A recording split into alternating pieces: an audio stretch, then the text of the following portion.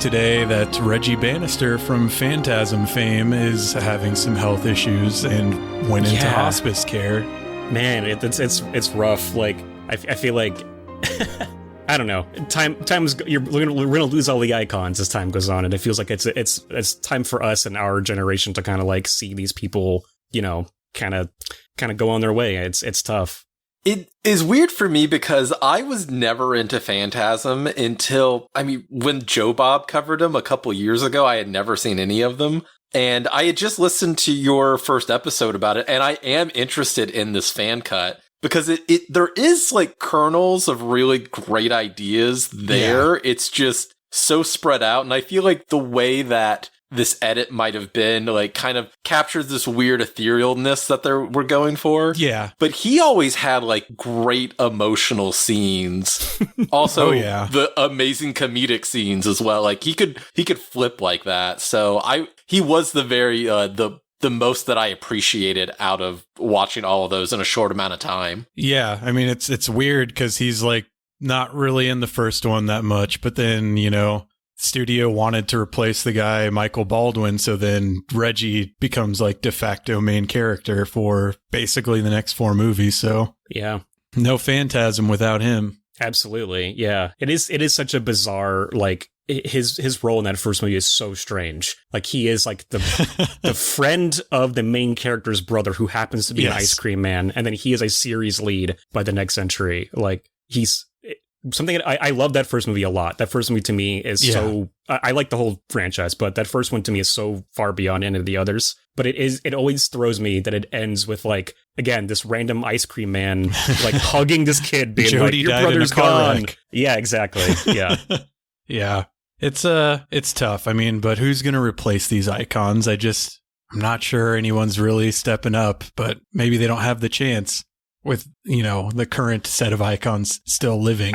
It's hard to make an impact when, like, these types of genre movies are just going straight to streaming. Like, I like Shudder a lot. Shudder is great, but, like, a Shudder original is not having the same cultural impact as these theatrically released things, you know, 30 plus years ago. Like, it's just not the same. It's just inherently going to a niche audience it's not going to blow up the way it did before. Yeah. Or it's turned into some kind of like limited series and it doesn't have that same exact impact that it would like as a theatrical movie. Yeah. Yeah, it's tough. That's why I just watch old shit exclusively. I'm getting to that point. Like we talk every week about new releases on our show, and like Murph, you do a fantastic job of like staying current, right? And going to the theaters and seeing things. And I love going to the movies. Obviously, it's like one of my favorite things to do, but I am finding it just less and less like something I want to do. I'm just like, well, if I could stay in and watch, you know, a couple like fucking 40s westerns nowadays, that's more what I'm more likely to do. So it's just, Greg, you've transitioned into your 30s quite nicely, I must say. I think you went straight to 60s. I think I did. I said to my significant other the other day, I was like, I think I've already entered my grandparent stage, and I don't even have a child just to, you know, to kick that phase off. Like I've just skipped straight to like, my 60s and 70s. It's a beautiful thing to see. Mm-hmm. And yeah, I mean, Murph, the amount of movies you watch is insane. I'm sure you've seen more new movies this year already than I will the entire year. I try to count the like new viewings that I've seen, and I'll count older things. But yeah, I do enjoy going to the movies as much as I can. It's just always something that, like it's been a comforting thing. When my parents got divorced, like that's what me and my dad did. So it was just like automatically like, oh, this is a great thing. This is bonding. This is how you escape reality into 40s Los Angeles. And with that, I guess we'll probably just get into it. Hello, everyone, and welcome to Dead Formats, a movie podcast about those old familiar films you only think you've never seen before.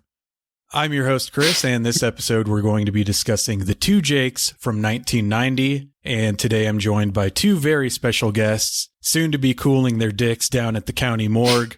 Greg, Murph, welcome. How are you doing this evening? I'm doing great. Thank you for having us. Yeah. So good. I mean, the best line in the movie by far, right? Like, I don't know what comes close, but yes, I was continuously disappointed with the voiceover and just his performances and the dialogue in a lot of it, but that line was just golden immediately. Yeah, so Greg and Murph are the co-hosts of the weekly podcast Massacre, so please, fellas, tell the listeners a little bit about what you do on your show. Sure. Murph is mentioning to me. So on our show, every single month, we kind of look at a new theme, and specifically relating to horror. So it's either a subgenre of horror or just like, I don't know, a concept that binds four horror movies together.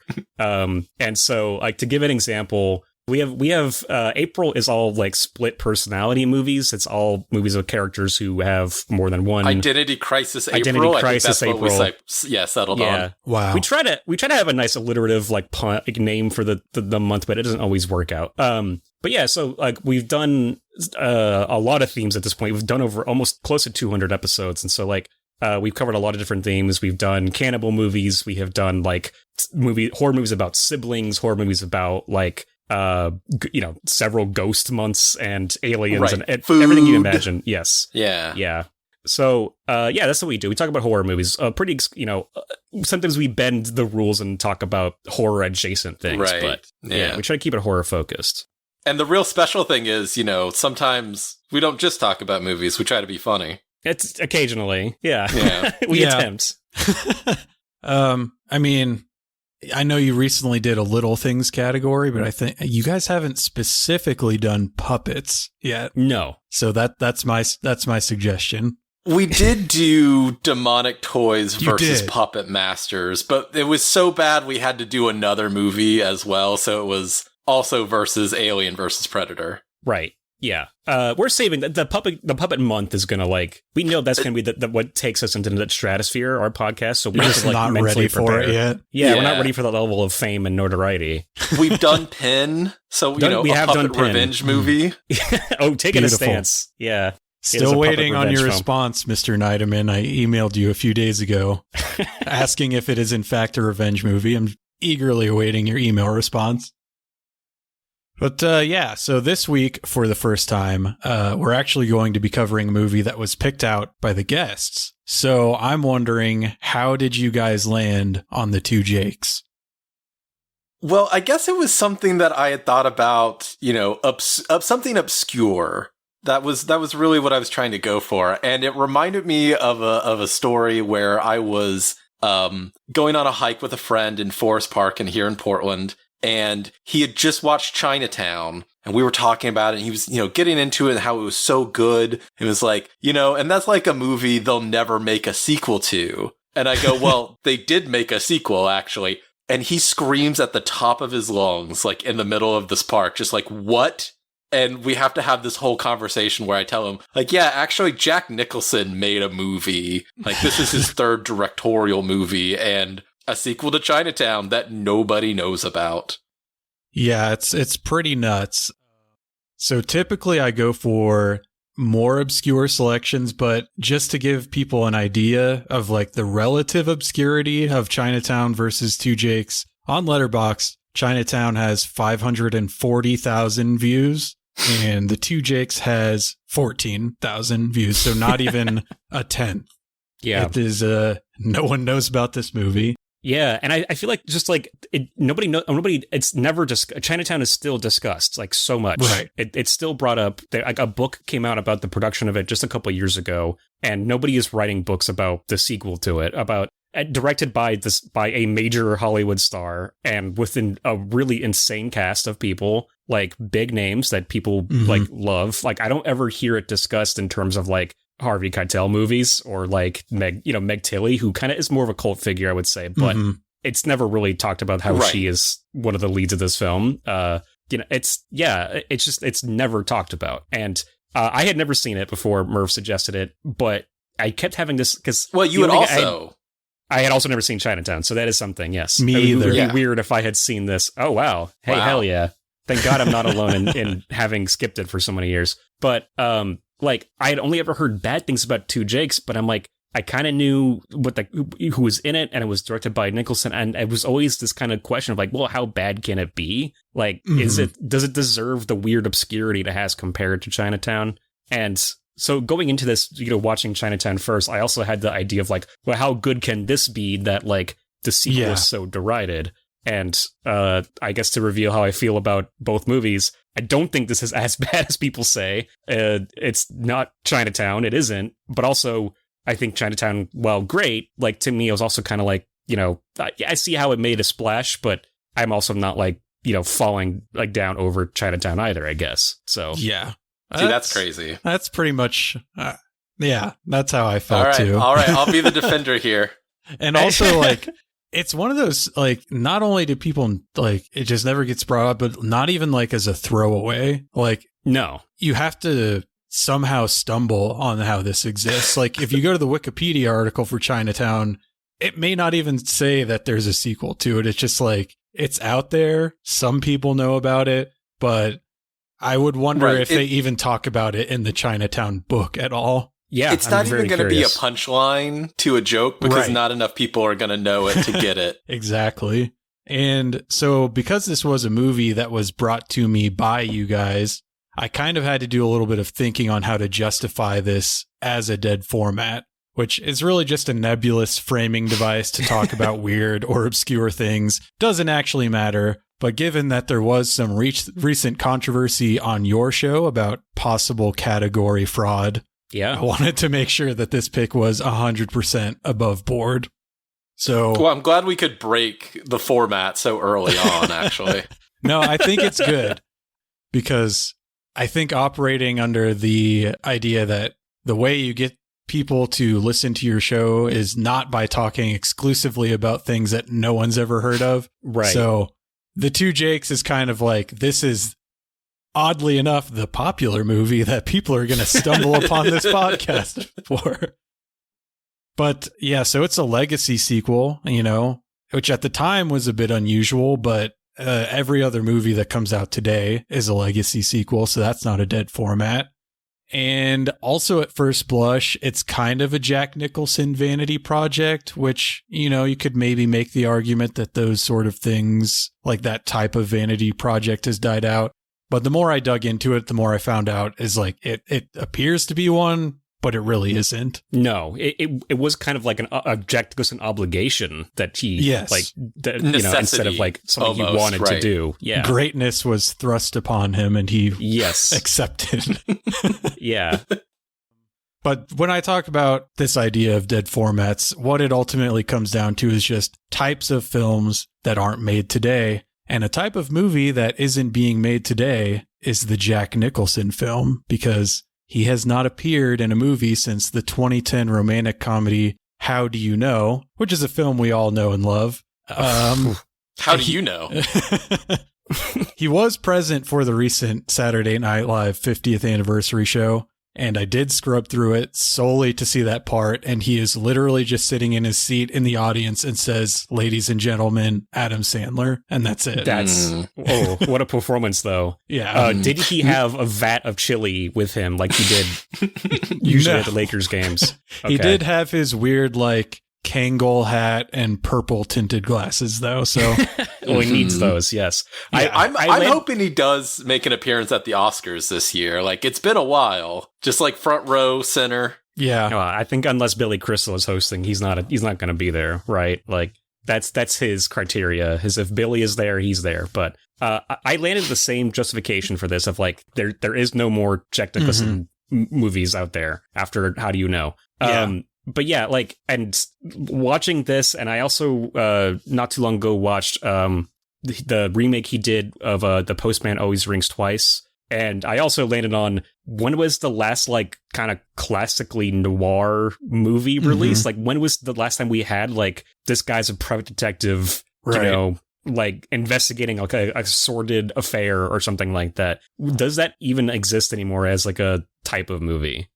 Inherent Vice, kind of. See, that was the last one I thought of as well. Yeah, absolutely. Like even that, like a period piece about like 40s Los Angeles too. Or that's I think 60s, but like The rest of them are just like noir inspired. Like Drive Noir is kind of inspired, the feeling that it's going for, but it's taking it into a new genre. Right. The other one I came up with was maybe Richard Linklater's Hitman, kind of, in that it's about like it's a crime-based thing with like these kind of morally gray characters. Right. That one is a lot more satirical. Femme fatale, yes. And if that's the closest we got, then I am almost like confident in saying that the noir genre is a dead format at this point. Yeah, like the kind of classic noir is over and done with. I think it's a genre that may just not be for me because I really I've seen so many movies and I just haven't sought that genre out very much. I looked at a list on Letterboxd that was like all noir films and it was like 900 something. I've seen 11 total, and most of those I would not consider noir films. Like, is Scarface or M or Night of the Hunter, are those really like noir Night films? of the Hunter is the closest out of those, I think. No, but like, I mean, there's crossover, right? There's like crossover with the gangster movies, and then like even like hardboiled detective movies and crime movie, whatever. It's all granular, and like that granularity is like what our podcast thrives on. But I mean, like I think in terms of like I don't know, like noir to me, it is so nebulous, but I think like the classic definition is it has to focus on a crime of some sort, right? And maybe like an investigation or like a dive into like a seedy underbelly of some kind. And even those rules aren't like aren't that airtight, but a lot of mood lighting. I think that's what it requires.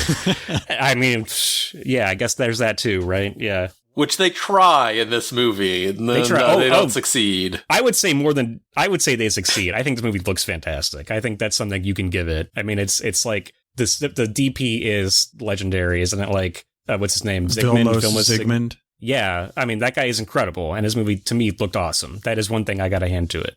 You do get a great shot of his shoes. I'll tell you that much. You do. I mean, you are joking, but that is to me a great opening shot. Yeah. So are you guys like big Jack Nicholson guys? I do really like him. I don't think like he to me is not somebody where I'm like seeking out every performance of his, but I think like all the big ones I've seen of his, I do really like. I mean, as dorky as this is, I think my favorite performance from him is the Joker in Tim Burton's Batman. Like, just watched it last night. Yeah, I think that is such a fun, incredible performance. And I didn't see that movie until I was like older too, so it's not even a nostalgia thing for me. I just think that is the most entertained I am by Jack Nicholson. Although I genuinely enjoy him. It's crazy that he did that right before this. Like this was the follow up. Yeah. And he walked away from that with Tracy Walter straight into the Two Jakes. Yep. Yeah. I do love him. Like he is one of the greats. I think The Shining's great. I really do love Witches of Eastwick. Yeah. As good as it gets is phenomenal. I really do love that movie as well. He's just been kind of one of those presents in cinema for such a long time that he is like, again, just at the Oscars front row. Kind of been taken over, I think, by the Tom Hanks or the Denzel now. Kind of gets face, that. As like the face of like an older generation. The old school Hollywood, right? Mm-hmm. Yeah. So I'm going to say some things during this podcast that may shock and upset one or both of you. And one of those things is that I've never really been a fan of him. I've gotten shit for this opinion before, so I know it's not a popular one. But I always kind of felt like he's just playing a version of himself in every movie. And I think that's Christian Slater. Playing a version of Jack Nicholson. Yeah. Mm-hmm. I think the reason that I think that is probably just like my age and the specific point he was at in his career. When I was growing up, he was like in that run of As Good as It Gets, About Schmidt, Something's Gotta Give, or it just seemed like he was always playing like an older pervy asshole. So that's that's kind of the context I've always had for him. It's like if someone had only seen Al Pacino in like his post Scent of a Woman, like yelling constantly, but they'd never seen like Godfather or Cruising or Dog Day Afternoon. I mean, that's the thing, is like he's always played like a type of asshole. I don't know if I've ever seen a movie role of his where he's not a dickhead of some kind. Like even when he's playing like What is the one he did, like the romantic comedy, like in the late 80s? It's Terms Complicated, of Endearment. In Terms of Endearment, where yeah. he's like a romantic interest in that, but he's still like a dick, you know? Like, and ultimately they end up together, and I think it works out. But it's like their struggle is though that he is a bristly guy always. Like he is always an asshole. And yeah, I can see how like he's always like that, and you get the sense of like, is that just how Jack Nicholson is? Like, is he just like an asshole? And is that why he is playing one in literally every movie he ever does? I kind of get a similar vibe from Michael Douglas sometimes. I'm like, that guy seems like he's a fucking dick in real life. He plays a great sleazeball. I mean, that's what's really important. Yeah. I do want to point out, I am looking at his filmography right now. We have covered him on the podcast, obviously, with the Wolf, the Nicholas Wolf movie, of course, which is the cutthroat business of publishing. Yeah, which is not a good movie. It's a pretty bad one. Yeah, he's not somebody I'm like, I don't like, I do like him. I do find Nicholson very compelling as like a performer, but I also like totally understand because like I said, he is just always playing an asshole, and he is just always, he has all those Jack Nicholson signifiers that, you know, that like, I get it. It can get very tiring. I would never like marathon Jack Nicholson movies, you know. Well, I did that exact thing this week, sort of. I mean, when I watched Batman last night, that's probably the first time I've ever seen it. I might have seen it when I was like below the age of 5. And I watched it specifically of like, that seems like of all of his roles, that one's going to be different from what I've seen. No, but it's incredibly Nicholson. Like it's so much him. But I do feel like he is stretching a lot more than in The Departed, which I've rewatched also, because that's kind of like, he does a great job, but he is like, he's a similar character. There's definitely a point where he starts becoming a parody of himself, right? And can play into it, and that just like amplifies that persona like throughout the cinematic halls of history. Yeah. Yeah, I mean, I do, like, it's so easy to say, but I do love him in The Shining, and I think that to me shows, like, it's one of the only times where I see in his performance, like, I don't know, a degree of, like, horror at his, like, dickishness. Like, he has these moments where, when Wendy thinks that he has beaten Danny, and she's telling him to stay away, like, the kind of, like, look on his face, to me, is so, like, it's weird to say heartbreaking, but it is like, you know, it's he didn't think he did this, but he's also not entirely sure, and he has this past of having hurt him, and like, I don't know, I see like a real kind of turmoil going on there, as opposed to just like, I don't know, you know, the cheekiness of like older Jack, where he's an asshole and doesn't care, you know. Yeah. The next couple of shocking admissions, Greg already stole one from me because it was that I had never seen Chinatown before, but also I had never seen a Roman Polanski film before. That was the first one. I mean, I'm all for separating art from artists, but I find it very difficult to do with like him and Woody Allen specifically, because I learned about them as perverts first, and like they're sex criminals that also made movies is how I learned of them as a kid. So it's like I never had a chance to like them before knowing about them. Yeah. I'm in the exact same boat. This is only the third Polanski movie I've seen. Before this, I've seen Rosemary's Baby and Frantic. And I will say I do like all three of them. And it's one of these situations where I can recognize that Chinatown is great, but it's just very, like you said, I learned about him as a sex criminal first. And each movie I've seen from him now involves like sex crimes in a lot of ways. Of like, and it's insane to watch these movies and see like John Cassavetes and Rosemary's Baby essentially in a weird sense be playing a Roman Polanski type, right? And he's like obviously the bad guy. Like there's, you know, he's obviously the villain. Or in Chinatown, the John Huston character of like, how could you make this movie and then do what you did? Be doing what you're doing. It's truly baffling to me. I still have not watched a Woody Allen movie, much to Murph's chagrin, not to call him out, but so that is the thing. Like, I do love a lot of Woody Allen movies, and I saw The Pianist in theaters, and it was one of my favorite like movie experiences. My dad raves about The Pianist still. Yeah. Right. Yeah. Like, I had known about the Holocaust, but to like, that was, I think, the first experience of like trying to truly understand what someone would have gone through in those type of scenarios. And it was extremely eye-opening. it is a very, like you say, an art versus artist, but it's hard when such horrible people can produce such great art, which is why our podcast is so terrible. We're such good people, but like we just can't actually produce anything of, value. Exactly. Yeah. Yeah, I mean, also... We should say allegedly, by the way. I just want to make sure that we put that in there. Allegedly. I mean, the Woody Allen thing also is like, it's very easy for me to take a stance because like, even without that, I would imagine I still would not have watched a Woody Allen movie. It's just like... like twee comedies about New York City, like I just can't really relate to it at all. The two movies I have seen where he is in them are the original Casino Royale, where he plays one of the James Bonds, and then the animated classic Ants. Those are the two Woody Allen movies I have seen. Yes. Yeah. I'll just pitch Purple Rose of Cairo. He's not actually in it. It's Mia Farrow in the Depression era has a horrible husband, goes to the movies. Jeff Daniels is an actor. He comes out of the screen as the movie character. It's really magical. It's really fun. It's a very sweet movie. You don't have to look at Woody. You don't have to look at him. Okay. I'll take your word for it. Maybe once he dies and could not possibly profit off of me in any way, maybe then I'll watch his movies.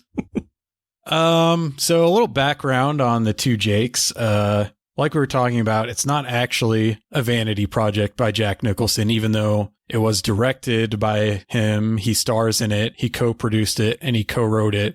I don't think he actually got a writing credit, but he did do a lot of rewrites on it. And like we said, it's not because he wanted to do those things. It's just how things ended up because this movie had a very long and very troubled production history. It was conceived as a joint venture between producer Bob Evans, screenwriter Robert Towne, and Nicholson. And originally, Bob Evans was supposed to star opposite Nicholson as the second Jake. So it was almost more of a Bob Evans vanity project than it was a Nicholson one. Yeah, I looked into some of this backstory too. Like so did you? I mean, I'm sure you found the reasons that Evans ended up not performing. Yes. Which I want to see. You're talking about like limited like series earlier, Murph. They did an entire limited series about like the making of The Godfather like a couple years ago, right? The Offer. Right, yeah. Which like, okay, I'm sure that was interesting, whatever. I'm sure that's all good. It also includes Bob Evans, I just realized. Yep. But Matthew Good as Bob Evans. But I need to see, based on like some of these stories, I need to see like a making of the two Jakes with Bob Evans because like this stuff really is fascinating. Yeah, I mean, I really didn't know anything about him before this, but he was quite a character, I guess. He's... Yeah, me and Greg have talked about this before. I discovered him when the Patton Oswalt bit at the end of one of his albums. And I remember reading The Kid Stays in the Picture, his autobiography, senior year of high school, and just being like, God damn it, why was I not alive in the 70s in Hollywood? Would have been the greatest time to live. Yeah. I mean, I guess he's like a producer whose fame transcended that, and he was kind of like just like a personality in the media as well. I didn't get like a great read on it, but he was at one point implicated in a murder. And then in 1980, he was convicted of cocaine trafficking. You're in Hollywood long enough, it's going to happen, okay? True. And as a result of his cocaine trafficking conviction, he had to film an anti-drug TV commercial that featured Bob Hope, Paul Newman, and Muhammad Ali. Did either of you guys look that one up? No, that one I have not seen. Okay. I need to see this. That sounds great. But the first attempt at filming the two Jakes stalled out in 1985 because Robert Towne didn't think that Evans' acting was up to snuff. And also Evans refused to get an era-appropriate haircut because of the scars he had from a recent cosmetic procedure. They would be visible if he cut his hair. Okay, so, and the detail I saw is that when he was going in to get this like facial procedure, he was bringing in photos of his cat as for reference. Yes. I think this, I liked a lot of aspects of this film. I do think it would be 10 times, more memorable and talked about a lot more. Probably. If you had a cat-faced Robert Evans as the other Jake. Like if he was running around looking like, I don't know, Idris Elba from Cats, if that was the other Jake. Yeah. He's constantly licking his hand and trying to groom himself. Oh, yeah. Yeah, so the collapse of the first attempt at shooting this movie led to some lawsuits. And for the next few years, Evans, Town, and Nicholson tried to get it going again. And there were a couple proposed personnel shakeups in those years. At one point, Roy Scheider was going to play the second Jake, and Harrison Ford was going to take over the J.J. Gittes part for Jack Nicholson. I don't know why they didn't continue with that line of thought of getting someone younger to play that character. Who knows? Several director names were supposedly kicked around during this time, including John Huston and Roman Polanski. But Nicholson eventually decided to do it himself, not because he really wanted to. He just wanted to get the movie made. And I had read that the 3 films that he directed prior to this, he had very negative experiences as a director and didn't want to do that again. Oh, wow. I had to look it up. Houston died in 1987. So yeah, there would have been at least talks to be like, well, you want to do this? Why not? Let's get the band back together. Not Roman, though. Well, I mean, they would have, it sounds like they would have done it with Polanski if he had been up for it, maybe. Like, I don't quite know why he didn't do it, but I mean, he was making movies around this time. He did a movie with Harrison Ford, like he did Frantic. Well, yes, around this exact because time. they're not going to shoot a movie about Southern California in France. I mean, well, that's why, Greg. Didn't think about that part. Yeah. Yeah, that was one of the things in the article I was reading is like they couldn't figure out the logistics of it for obvious reasons. So they hadn't developed Zoom yet, so he couldn't just like be on an iPad, like on a stand. Pull an aforementioned John Carpenter and direct from his couch. Yeah. But filming eventually completed in July of 1989. The movie required reshoots and did not get released until August 1990. It was a box office failure, only bringing in $10 million against an estimated budget of $25 million, and generally received lukewarm reviews. There was a third film planned that would be titled Gittes vs. Gittes, but those plans failed to materialize because this movie was a financial and critical failure. Terrible name. Like, one of the things I have against this movie is it's a terrible title. I mean, we got to start there, right? He's like both the 2 Jakes and Gittes versus Gittes suck as titles. Yes. Like, they're terrible. Both of them are bad. I think the 2 Jakes is funny as a title, but it's not like a good title. But when you do like a titular line 5 minutes into the movie, like that doesn't help. No, again, I think that's one of the positives is how quickly he tosses it off as like, isn't this a dumb thing? 2 Jakes, who cares? Right? Like, that to me was a little like weirdly self-aware of like, we're kind of getting past that. 2 Jakes, and we're not really going to discuss that anymore. I mean, I found it kind of unnecessary later on where they sort of team up and Harvey Keitel was like, so what are we? Some kind of 2 Jakes? That was a little overboard. So yeah, I mean, the cast is Jack Nicholson as J.J. Jake Gittes or Giddies, pronounced either way in both movies, so I'm not sure. Well, it's Giddies, and the thing is, when Houston in the first one keeps purposely mispronouncing his name. Yes, with the third pronunciation of Gits. Yes. And they tried to reclaim that magic by having Richard Farnsworth call him Jack in all their scenes, right? Like, they kind of try to mirror that a little bit. Is that what they were doing? I think because Farnsworth and Houston are kind of in the same position as like the tycoons, right? Like, that's true. Yeah. Both giving the like, aw, shucks, you know, I'm just a rich guy. What do you expect from me? Yeah. Harvey Keitel as the second Jake Berman. Meg Tilly as Kitty Berman, Jake Berman's wife. She was also in Psycho 2, so this was like her legacy sequel glow up at this point. That was her, her, what do you call that? Like, that was her entire gimmick for a while, was legacy sequels. I think she's also in the second remake of Invasion of the Body Snatchers, which is called Body Snatchers. So the Abel Ferrara one? The Abel Ferrara one, yes. Where she is fantastic in that. So yeah, she did love doing like follow-ups or legacy sequels or things like that. Was her entire lane. Yeah. Wow. I really only knew her from The Big Chill. So this was something like, oh, okay, cool. I think I had only seen her in Psycho 2 and it's like a couple episodes of the Chucky TV show before this. Is she in that? Oh, a little bit.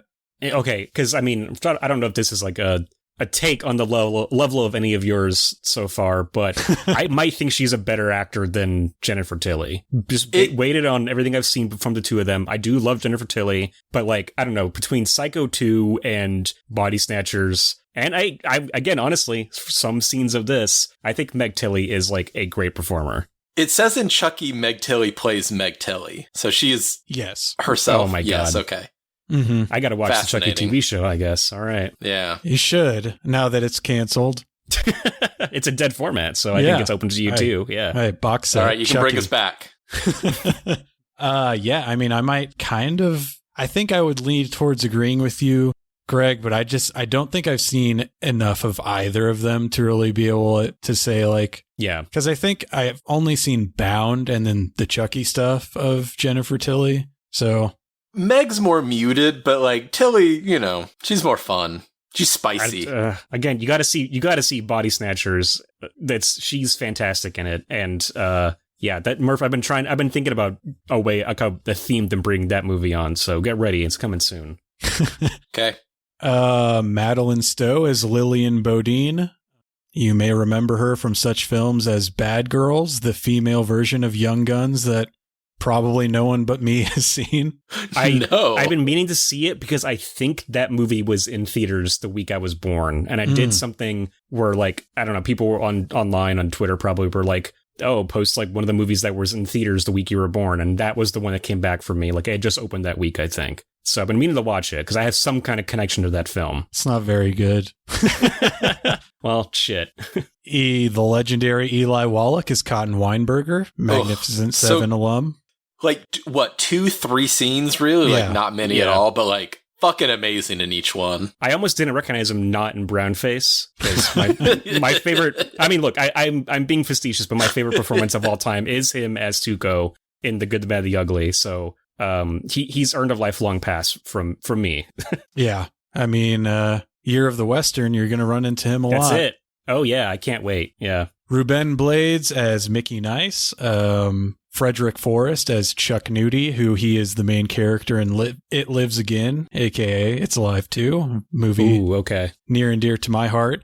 I own the box set of those. I've only seen the first one. I got to watch the other two. You got to. I was going to say, too, Ruben Blades, a returning champion for us, Murph. Do you remember which movie we've talked about? Oh, no. He did look familiar, but no. He is the first cop killed in Predator 2. He plays Danny in that film. And, that is a movie that is playing at a theater near me tomorrow night, and I'm going to go watch it tomorrow. Wow. I'm very excited. Yes, I can't wait. Amazing. Are they going to crank the heat to I hope mimic so. the heat you gotta, wave? You got to emulate. Yeah, you got to make it an immersive experience.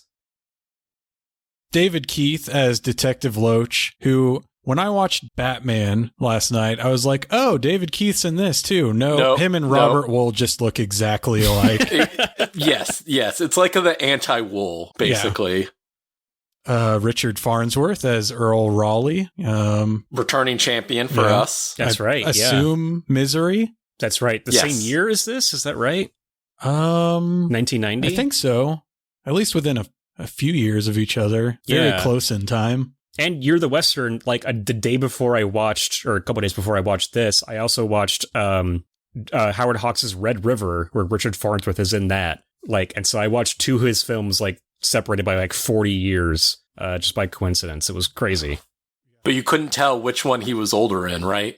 Yeah, he looks exactly the same in both, Yeah. The aforementioned Tracy Walter as Tyrone Otley, Perry Lopez as Captain Lou Escobar, who I know from Death Wish 4 and Kinjite, Forbidden Subjects, to Charles Bronson movies. Death Wish 4, yeah. The Crackdown is the subtitle of that one, because it's about crack. And the legendary James Hong reprising his role as Khan. This kind of it's weird how this is like such an early example of legacy sequels, and it has so much of the failings of your common legacy sequel, because like, why does James Hong need to be in this movie? Like, his scene truly adds so little to this. Well, it's the one connection that Nicholson has to Catherine from the original. Right. So that's how to like bridge it. I also did want to say, like, there are two other people that are kind of in the movie. We have the voice of Faye Dunaway returning as Evelyn. Right. And then an uncredited Tom Waits as plainclothes cop. Yeah. I totally missed that altogether. That's insane. It's one of the best scenes. Oh, because he, he has like a few like close-ups and everything. It's right when, before he puts the gun in Loach's mouth. Okay. And like they're talking about like, we're going to book you for extortion, bribery. Yep. Okay, yes, I can picture him now. Oh my God. That is crazy. In like a mustard colored suit. Yeah. But I think if we're asking questions about Han, I think for me, the biggest question is like, do we need the son of one of the detectives from the previous movie like that? That is one of the most unnecessary, like, dumb it is things. wild. Yeah. It is wild, but it's supposed to like cause that PTSD in that moment of like, he is the one that actually killed his ex-lover. Right, but it means so much less when it's the son of that guy.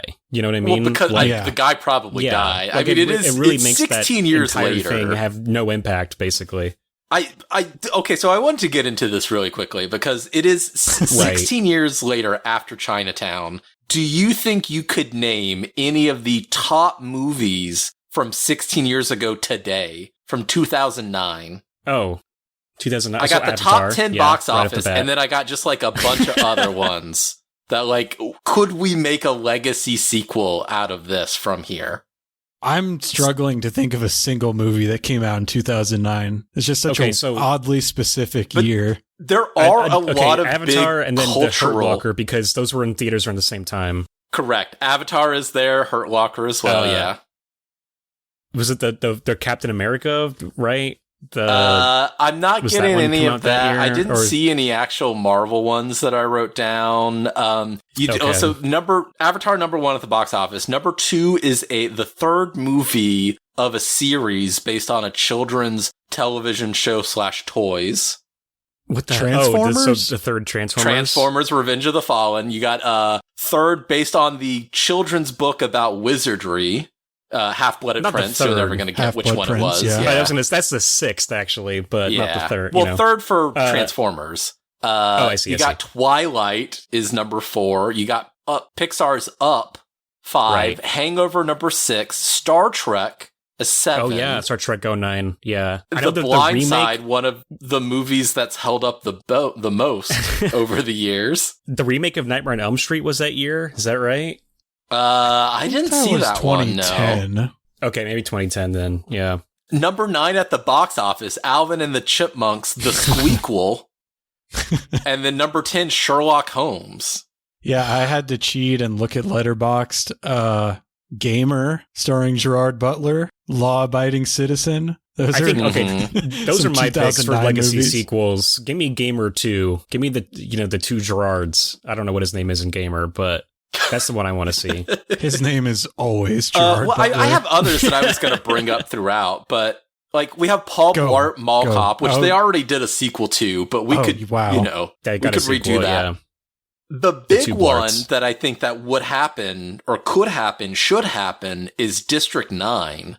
Like that is something that's prime for getting another entry into that story. Yeah. It has a sequel bait ending. It does. But yeah, it was shocking though that like legacy sequels have almost always had the same kind of problems though, because I feel like this movie starts out kind of doing its own thing, right? And I was seeing how like, okay, I can see how this is an interesting follow-up to something like Chinatown. And then it becomes so reverential and referential to Chinatown that it got exhausting. Like to the point of incorporating older footage, and doing all these flashbacks to it, and like just becoming about kind of the same thing of like protecting the same person, essentially. Like it just became exhausting of like, well, if I wanted to watch Chinatown, I would have just watched Chinatown, Yeah. The post-credit scene with Polanski reprising his role as Kitty Cat Man or whatever the fuck he was. Yeah. I'm starting the Giddies initiative. grabbing all the Jakes. Yeah, the Jake initiative. So yeah, I mean, let's get into the plot of it. And so the film begins with a short voiceover from Jake Gittes, who, as already we said, fucking terrible. Like, besides the fact that like we didn't have that in the original, and it was something that was not in the original script. They shot the movie, they did reshoots, and they're like, fuck, it doesn't work. We need to add something. And just the fact that Nicholson sounds kind of bored when he's doing it. He doesn't sound like what I would imagine the inner dialogue of Gittes would be. Like, it would be a little bit more upbeat, a little bit more sardonic or comical, as he usually is with, like, everybody else. Wouldn't he be like that on the inside? Yeah. Also, just the credits that they're doing with it. It's so sad after... I watched Chinatown twice for this, and The Two Jakes twice. And it's just so sad of how perfect I think Chinatown is, and that they do the titles in like an old 30s style. They do like the old Columbia kind of like, right? Because I think it's Columbia. And they just can't even try to emulate something like that. Of just like, that's what this is. Like, just make it like an old movie. I think it's a tough spot because doing that again would have been kind of hack, right? Like, I feel like redoing that, and I think what they need to do, because this is like the 40s post-war, they have to do a title sequence like that era, you know, which would have been a little different, right? The world at war. Yes, exactly. Yeah, do like a newsreel like that, exactly. But I mean, Chris, you said you're not that much of a noir guy, but is there like Murph? I don't know how much we've discussed noir really. I'm a big noir guy.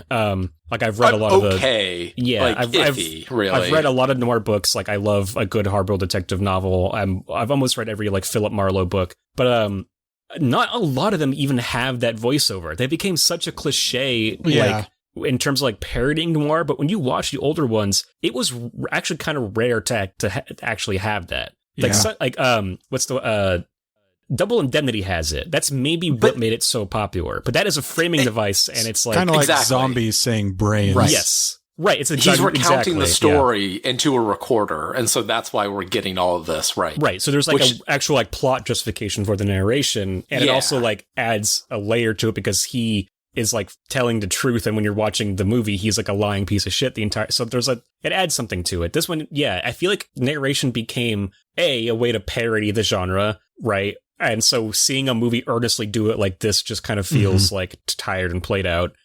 Or like B, it is like earnestly. Patchwork. I don't. It's almost like out of necessity again. Yes, I was just like, it's patchwork. Yeah, it's just like it's obviously they needed to bridge scenes with something. They needed a voice to explain. It. Yeah, and this is where like something I really did appreciate about Chinatown is like that plot is just as convoluted, but somehow I was never actually lost. I feel like every scene did a fantastic job of like introducing the new information and keeping you like current with Jake. I don't know. I was never like feeling like I was like, you know, what the fuck is happening in Chinatown? Yeah, like, I think possibly my issue with the genre as a whole, and correct me if I'm wrong, but it's just sort of the impression I have, is that a lot of it is like, you know, falling into this mysterious hole and eventually like losing sight of things. Yep. For me, that's not really like a rewarding experience, because at a certain point when I was watching Chinatown, I'm just like, okay, why do I give a fuck about any of this? Like, where are the goalposts? Like, right. But I think that's what makes Chinatown so special, is that it starts with this like super personal case of someone cheating on their wife, supposedly, being hired by someone fake. It devolves into this like insane conspiratorial, like it's about the city of LA and water, but then it ends in a like the similar personal space of like the water doesn't matter by the end of it. Right. What you're invested in is Evelyn, Catherine, and if Noah Cross is going to get his hands on her. And just when it all kind of culminates, like in front of Khan's apartment in Chinatown, like I'm on the edge of my seat the whole time. Like watching it the second time today, I know everything that's going to happen, but I still have goosebumps the whole time because it's like we're building up to this thing it's just so invested in wanting to protect this girl. Yeah. And I feel so much for Evelyn and Faye Dunaway, just a huge crush of mine, but she is giving such a performance as well of protecting her daughter from her own abuser. And the way that like it ends with the gunshot, the way that both Catherine and John Huston's performances of seeing this person that's like so connected to them dead, Nicholson's performance, it ends in such a wonderful place to me that's absolutely depressing, and apparently was not part of the original script of Robert Town. Like, it was supposed to be happy and they get away, but Polanski, as great of an artist as he was, like, no, we need to leave in this spark where we're really not sure how we should feel. Like, it's really bizarre and special to me.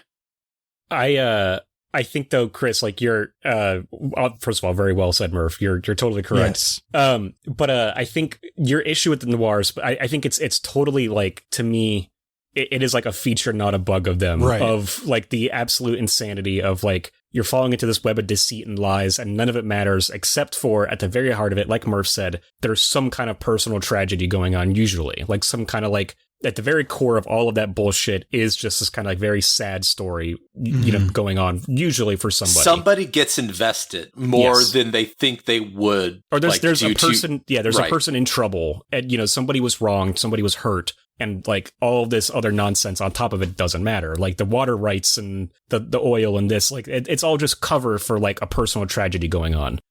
But, like, it's something I just kind of love, how little sometimes this genre can care about the grander plot.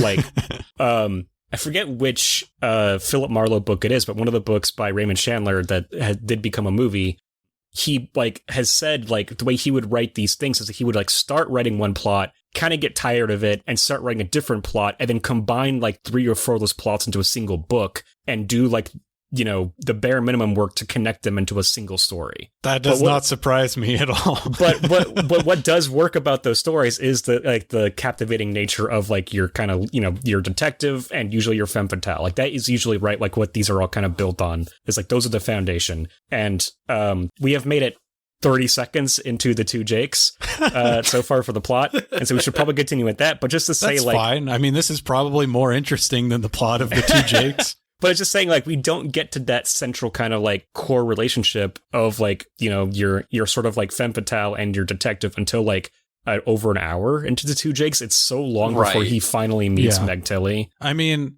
yeah, just to be clear, I'm, like, not saying that that's something wrong with noir movies. I'm just saying, for me personally, it's not satisfying. Something I kind of talk about with, like, giallo films a lot is that they are also mysteries, but usually the solution is either someone who has not been in the movie at all, or they flat out tell you within the first 5 minutes. So it's like, this is not satisfying to me to even, it's just like, what's the point? Right. It's more of a wandering, meandering kind of mystery. Not the journey, or climb, not the destination. But with this one specifically, I think what, you know, Chinatown does so well is that reveal of, you know, Evelyn is Catherine's sister-daughter. Mm-hmm. And we never, like, the only thing that they're going for in this one is that Kitty is Catherine, which it almost sets up from the beginning that you feel like, oh, of course. And then almost every time Jack Nicholson gets to see her, it's either, like, very quickly, she has sunglasses on, she's got the beauty mask on, she's done up in, like, gardening with a hat. So, like, it's like, oh, well, obviously he's not going to recognize this person from, that's the other thing. It's supposed to be 10 years in the story when Jack Nicholson's age 16. He's aged more like 20 years, really. He really has. Yeah, that was a tangent.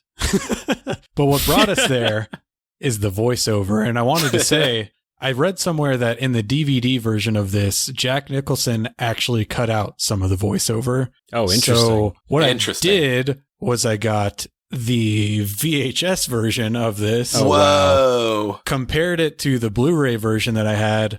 Whatever he cut out is only cut out in the DVD version. It's in both VHS and Blu-ray, which I was kind of surprised by, because usually those sorts of, like, changes, like, no one thinks to fix. It just sort of carries through, like, successive releases. It's usually what's the last edition that was put out. Let's just copy and paste that. Okay. I was going to ask, how did you watch it? Obviously on VHS, but Greg, how did you view this? Okay, so this is interesting. I may have watched the DVD cut because I can't remember now, but I usually, nowadays, there's a video store in America called Vidiots that is a great establishment, and they have a huge library. And so I rent from them all the time. That's how I watch almost everything nowadays. And I'm trying to remember if they had the Blu-ray version or not, or if I rented a DVD. So it's possible I watched the DVD one with less voiceover, and maybe that is why I seemingly like this more than you two guys. I viewed it on Paramount Plus, and I think they actually added more voiceover than originally had. Yeah, they just have Nicholson drowning out the dialogue at all times with voiceover. Yeah, it's him doing that like weird sound that he does in Easy Rider, like when he drinks whiskey. So starts off with a voiceover where Nicholson says, "I suppose it's fair to say infidelity made me what I am today. I don't care whose fault it is, his, hers, or the milkman's. If one of them comes to me, it means they're both miserable, and that's my job, putting people out of their misery." So we cut to his office. We see his client, Jake Berman, played by Harvey Keitel. He's hired Jake Gittes. No, we don't really see him, because I wanted to get back to this. I don't like this shot. I loved it. I love this shot. You don't like the shoes. I think this is. The shoes are fine. I don't mind the style. It's just the like focusing on that, not like Harvey Keitel as a handsome man is in the background, out of focus, and we're just not seeing any of that. I don't think Jack Nicholson does a great job at directing. I would say, yeah, I appreciate the way it's shot, but I don't think the directing is that impressive. Yeah, I think I'd agree with that. Workman, I would say. Yes. Nothing really was like egregious to me, but I wasn't wowed either. Right. Well, just to like skip far ahead is when he is like interrogating Kitty in the beauty parlor. It's just a constant like, and I actually love the dialogue and their performances in that scene, but it's just a straight like shot, reverse shot, reverse shot. When they are in like a little room, there's a giant mirror. They could have used that in some way to get both of them and like referencing and doing one shot, but it's very bland a lot of the time. Yeah. And I think even like these little choices that he makes, like with the shoes, I don't think they're actually really good. I think the shoe choice is one of the best directing choices in this to me. I think it is. I think because it's, I don't know, it's like having the shoes obscuring Harvey Keitel, and then it is like a cool moment when the shoes come far enough. I just hit my mic, sorry. But when the shoes come far enough apart to see him for the first time, I think that's a cool little moment of like building up to the reveal of Harvey Keitel. I mean, you can hear his voice, so you know it's him. Like there's no mistaking who it is. Yeah. But, you know, that's still neat. I had to look up, like, because I knew the name Vilmos Zsigmond. I knew he was a legendary cinematographer, but he shot things like The Deer Hunter, Close Encounters of the Third Kind, Long Goodbye. And I feel like looking at the visuals of this movie, like, I still see some of that, the greatness, you know, The Long Goodbye is something we have both watched not that long ago, right, Murph? Like, another I really loved it, yeah. LA-based noir film, very kind of similar tone, I think, to a better movie than Chinatown, in my opinion, for like a 70s neo-noir. Could have used a couple hippies living next door. I'm just going to say it. Any movie can use topless hippies next door. That should be in every film. Every protagonist needs that. But yeah, anyway, I thought this was a decent enough start. I also don't mind, like, the voiceover as a whole is bad. I agree with that. But I think the line of, like, that's my job to put people out of their misery is a really good line. I think that there are nuggets of good writing left in here. Overall, I mean, I don't mind a movie with narration, and I do think some of it's pretty solidly written, if not, if it weren't so laconically performed. Yeah. Berman hired Gittes to find out if his wife is cheating on him, and Gittes' team has discovered that his wife is cheating on him, and they plan to have Berman catch her in the act later that day at a hotel. And so Berman is reciting what Gittes has instructed him to say when he quote-unquote discovers that his wife is cheating on him, so that they can record it from the next room and I guess present it as evidence in a potential divorce trial. Right. Yeah. So that meeting is interrupted by a small earthquake, or temblor, as Gittes calls it, and we have someone from California. Is that a term you are familiar with? I had never heard of that. No, but also I'm in a weird position where like I live in like LA County proper now. I actually live in the San Fernando Valley where a lot of this takes place. Right. Where the housing development is. I could be living in one of the houses that Harvey Keitel built. I don't know. But I'm originally from a little farther north of LA County, where just even like 60 miles outside of LA County, earthquakes get a lot less severe. So it wasn't until I moved to LA County that I really started feeling earthquakes and I had them talked about constantly. And so it's just possible. I have just not heard it come up yet, but I have not heard of temblors. No. Well, I'm counting on you to bring it back into the popular vernacular. I'm definitely going to start using it every single time now. Yeah. Just a little temblor. Just a little temblor. Yeah. And so we're about 5 minutes in, and that's when these two people realize that both of them are named Jake. And he says, how about that? 2 Jakes. Awesome. It's good. Yeah, 5 minutes in, get the titular line out of the way. Bizarre. It's a bizarre title. It made me laugh. Yeah. I think it's a good title for a different movie. Yeah. Right. Like, that's fine. Whatever. Like, Chinatown is an odd title for that movie just because they keep referencing it like, oh, anything can happen there. Do as little as possible. And then it ends there with that line of forget it, Jake, it's Chinatown. You just so walk away from it. Yeah. I was trying to think about like thematically or like conceptually, what does the 2 Jakes mean? Like, is it the idea of like there's the past Jake and then the current Jake? Right? Is that the other like the 2 sides of a personality? You grow as you experience things. He's not the same Jake that he was in Chinatown. I guess. I suppose that's it, right? I think that it's must just be the literally connection. That they're named Jake and there's 2 of them. I think that's it. Yeah. Well, I guess like there's 2 Jakes and they're both protecting the same person. Yeah. That's kind of what we also land on. I could just imagine the meeting, like, where they're trying to decide that, I don't know, the 2 Jakes. Yeah. Like, we've been here all night. Let's just get out of here. I don't care anymore. It is very, very funny that the proposed third movie had an even worse title, though. Like, they just kept degrading each time.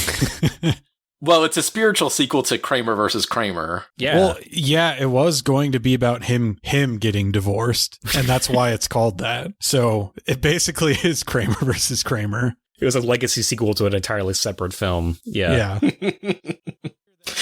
Meryl Streep in Giddies versus Giddies. Not a bad pairing, though. Nicholson and Streep. I'd watch it. Later that day, Giddis is at the hotel recording Berman's wife, Kitty. Jake Berman bursts into Kitty's room and recites his lines as planned. Then he goes off script and starts shooting. He kills the man that his wife was sleeping with. I think that it's an amazing detail that the guy's toupee flies off as he is killed.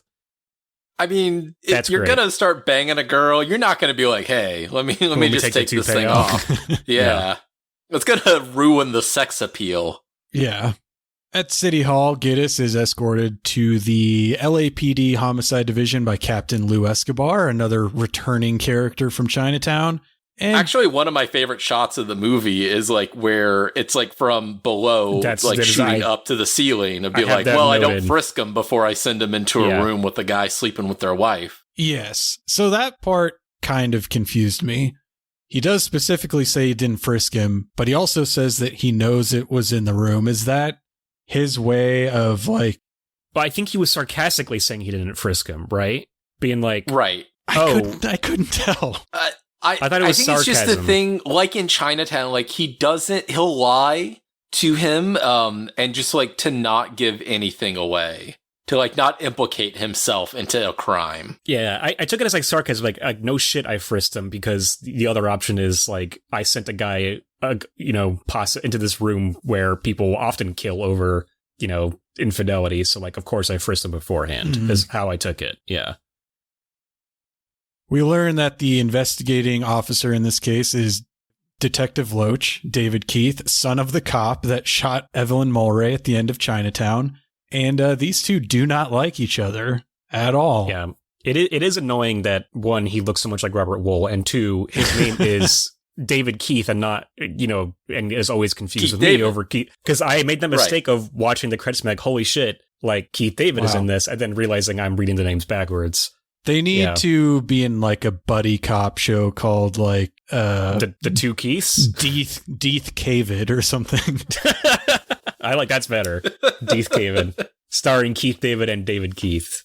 Jake Berman's lawyer Cotton Weinberger shows up and tells Giddis that the gun was registered to the dead man Mark Bodine on behalf of B&B Homes, a company owned by Jake Berman and Mark Bodine. Giddis did not know that the man sleeping with Berman's wife was also his business partner. Well, it's done in such a great way of that, like, I want to keep saying Keith David, but no, David Keith, like, kicks Jake Jack Nicholson Oh, out of Homicide, and like Eli Wallach is like, no, I want to talk to you, come here. The whole thing about the like phone call and like hanging it up, it's just a really great like one-upping of how bad Loach is at his job. Yeah. Well, and that's another thing. Jack Nicholson is not great at his job. well, no, but that's consistent from Chinatown too, in a way, right? Exactly. Of like, yeah.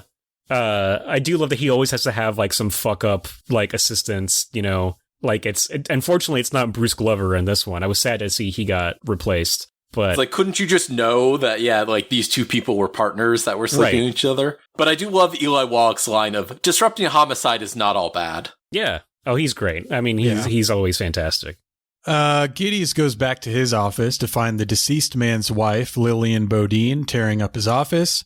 We get some very Mickey Mouse music in this scene. And I don't know if you guys noticed this, but I thought of all the things to complain about this, I thought the score was pretty fucking terrible at times. And this is one of those times. I think I agree with that. Yeah. It's really, really not great. No. Another sad thing is like rewatching Chinatown today. That score is phenomenal. It's I great love score. it so much. Jerry Goldsmith did this one, if I'm not mistaken. So I'm kind of like, why is it so bad sometimes? But can't all be winners. Yeah, everybody misses sometimes. They're not all going to be Planet of the Apes, right? Or Star Trek. Yeah. No one's batting 1,000. Mrs. Bodine. Except John Williams. Sorry, excuse me. John Williams. Mrs. Bodine believes that Jake and Kitty Berman planned her husband's murder and threatens to go to the newspapers, but Geddes punches her unconscious, takes her home, and keeps her under watch to make sure that she is unable to do so. This wasn't accidental, right? Like, he, like, literally, like, I'm going to hit you strategically. I mean, he makes some kind of joke of, like, oh, she walked right into it, right? But he meant to do that. Later that night, Geddes is at the office listening to the wire recording when there is another earthquake that causes the power to go out. Right before that, though, is just such a great sunset. I'm pretty sure it's just a matte painting, but just magnificent. So I'm talking about, though, it looks fantastic. One of the things, those little details that you find of like, goddamn, like that. They used to really do things in movies sometimes. And again, shot by Vilmos Zsigmond, who I also said like did Close Encounters of the Third Kind, and which I watched within the past couple weeks. And so like, but it has that same kind of weird reddish orange hue as when the aliens are outside of the house in that film. And it's like, I don't know. To me, it still kind of had a lot of like, you know, I don't know. There's a richness in how this looks to me that carried a lot of the film. I would definitely agree with that. Yeah, there's another earthquake that causes power to go out. Jake falls asleep in his office, and a man with muddy shoes breaks in and attempts to steal the wire recording, but the power suddenly comes back on and the wire recording resumes playing, which wakes Jake and causes the would-be burglar to flee. And on the recording, Jake hears Bodine say that Catherine Mulray could give Jake Berman a whole lot of trouble. Catherine Mulray is, of course, the daughter of Evelyn, which was the case from Chinatown. It's just so muddled as well as like, oh, well, the power goes out and I can't take it out and put it in the safe or the alarm will go off. Like, it's so overly complicated at times. It's just so hard to get invested in when it's that dumb. But also, the second we learn that Catherine Mulray is involved in this, you're just like, okay, well, it's Kitty, right? I mean, like, Kitty, Catherine, like, maybe it's just because I have an aunt named Catherine who everyone calls Kitty, so maybe that was just but it was that obvious, right? I mean, I immediately knew, I'm like, okay, it's her. I hadn't seen it, but when I was looking at the Wikipedia cast, it was Catherine Kitty Berman. I was I didn't see that. I guess so. I just saw the twist a mile away. Like, I just immediately figured it out. Yes, for me, it was Kitty. I bet that's Catherine Mulray. Then seeing her for the first time, that's definitely her. So, 100%. Very little mystery. Geddes goes to Lillian Bodine's house. She's taken some pills in an attempted overdose. Geddes induces vomiting in her and calls a doctor. He is met at the house by her lawyer, Chuck Nudie. Nudie explains to Geddes that Mark Bodine and Jake Berman had set up their partnership on a San Fernando subdivision in such a way that if either of them died, the other would assume the other's liabilities and assets, which would potentially be worth $5 to $6 million, and that as a result, Lillian Bodine would receive nothing. He also explains that Geddes is going to get sued one way or another, either by Lillian or Berman, unless, of course, Geddes can prove that the murder of Mark Bodine was premeditated. Again, just overly complicated. Like, that's the whole plot of it, is this business arrangement that we have. If one of us dies, the other just gets it all. Cool. And I kind of don't mind that the stakes aren't like someone's going to kill Jake or like, you know, whatever. But the stakes being you're going to get sued, just to me just seems so kind of like, who gives a shit? Just like, okay, take her to court. Like, the husband hired her for a service, and like, it's not Jake's fault that the guy was killed. I'm sure, like, okay, maybe the court's going to be annoying to deal with and expensive, but like, it doesn't seem to me it's like, okay, well, now he has to solve this case. Like, it's not imperative, you know, like, I don't know. I never bought the stakes of this. I think we've also passed at this point. He does he has a fiance named Linda, who is not really a character in this, to the point where they don't even show her face for like until she walks into the room, until the end, until she's going to leave him. Yes. And is there a purpose at all to not showing her face? Like, when we see her on the phone, she's just shot from behind, and it seems to be making a deal out of like her having red curly hair, because that's what it's really focusing on. Well, Greg, in movies, they don't always shoot them in order, and they already shot the ending with that one actress, and they couldn't get her back. Oh, honestly, like, that is probably is a good theory. Yeah. Honestly, that makes a lot of sense. Yeah. Geddes goes in search of Evelyn Mulray, and as he's driving around, we get to hear Tumbling Tumbleweeds by Sons of the Pioneers, and also apparently covered by Clint Eastwood, which I just learned today. Oh, yes. Yeah. I talked about him. If you look confused, but we talked about it on the Contenders episode. Clint Eastwood sings it on his Rawhides. Clint Eastwood sings the cowboy classics. Yeah. I also found out today, because I just earlier today watched Kelly's Heroes with Clint Eastwood. He also sang the title theme to that, or he did a cover of the title theme. Called Burning Bridges, which is great. So he was like the Will Smith of his era, releasing like a song for every movie he did for a little bit. Like, you know, and try to recapture that magic with Gran Torino. Yeah. Before we go too far, I did really like a line in this part, and this is where they're trying to do that cinematic lighting, where it's him and Larry, his old associate from the first movie. Right. And, you know, he's going over, like, what the lawyer asked him to do, and Larry's like, is that ethical? He goes, Larry, he's a lawyer. Yeah, and I like that little pause he takes before he laughs at that, right? He goes, like, yeah. But they are trying to do that, like, cinematic noir lighting. Yeah. You got just a little bit on their eyes. Yeah, I know that The Big Lebowski came out after this movie, but it was jarring for me to hear this song that is like so intimately other tied. Context. Yes. It's not like you don't hear it on the radio. Like, I only hear it when I watch The Big Lebowski, so it's... Which, The Big Lebowski, I mean, that's good to bring up when talking about noir films, because, like, true. that is... True. I mean, yeah, famously is just almost the exact same plot as The Big Sleep, you know, which is, yeah, one of the more famous noirs. Okay, because we had this conversation recently. Would you say Big Lebowski is a parody or a satire of noir? It's more satire. It's in both worlds, but I would say satire. Yeah. I would say, like, this is the, you know, it's like, that's like the 90s equivalent, right, of what they're talking about then. Like that similar sort of like your main character is somebody who is like outside of society, but also kind of like he's kind of floating through all these different worlds, like both the underworld and like the regular world. Like have any scene outside. That's the thing is like Bridges? It's all his perspective, right? Exactly. Yeah. Yeah, I think I would lean towards satire. Yeah. There's parody in some way, but it's because it's not obviously like parodying all the noir stuff. It's not like, you know, blowing up the tropes. It's kind of playing them straight, just in a comedic, like, you know, I don't know, like shell. It's yeah. So probably the most successful noir, like in the modern era. Well, it wasn't successful when it came out. It was not successful, you know, yeah.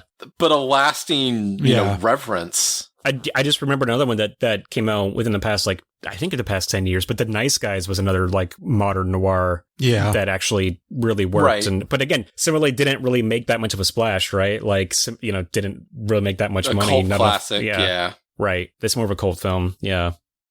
Giddys finds that the land formerly owned by Evelyn and later Catherine Mulray is now in fact owned by Berman and is the site of Bodine and Berman's housing development.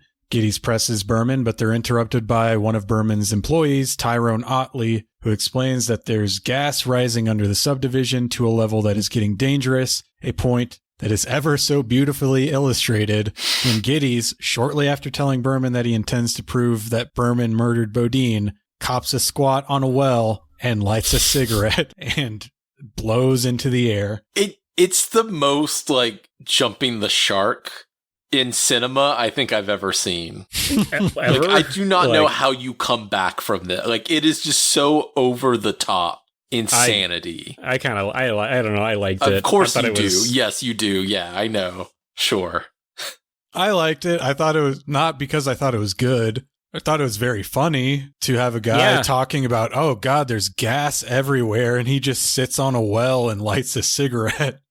Yeah, I don't know. I enjoyed it. It also feeds into, like, it is a trope of noir films that, like, not everybody kind of does, but there's often like a psychedelic like bent to like almost to a lot of classic noir films. I mean, even talking about Big Lebowski does it with all his dream sequences. Mm-hmm. But there's usually a moment where your main character is drugged or knocked out and they have some sort of like nightmare about the case. And there's a lot of repeated dialogue from, you know, things they've heard before, like moments where, you know, he's hearing Catherine Mulray's name over and over again in this, I believe, or like they do some kind of weird psychedelic, like, shots at some point. Yeah, it's the camera's like spinning around. Well, they do, right? Yeah, when he's coming back, Kitty is in like a record spinning. Yeah, but that just is a little ridiculous. It's a little too much. It's a lot.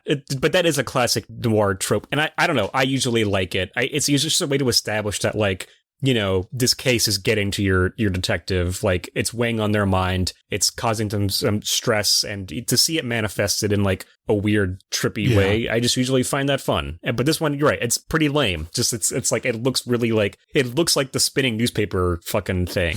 You know, it looks like that goofy. So yeah, it does not work in this one, but I just appreciate having that trope, I guess. Fair enough. Giddys awakes in Berman's office trailer and meets Berman's wife, Kitty, Meg Tilly. Giddys presses both Kitty and Berman, asking them how they got the land before he returns to his office to thumb through his files on Catherine and Evelyn Mulray. Well, he also has a scotch and soda, which is the perfect cure for a concussion. Yes. Yeah. Like once you get, you know, knocked out, you got to go for a scotch and soda. Really get in there for that brain damage. Well, in the 40s, that was the cure for everything. Right. Oh, yeah. Giddys goes to speak with Con, the former butler of Evelyn Mulray. The score, when he's looking through these pictures and James Hong comes up, like it suddenly changes to like slightly Eastern type of thing. And you're like, well... Yeah.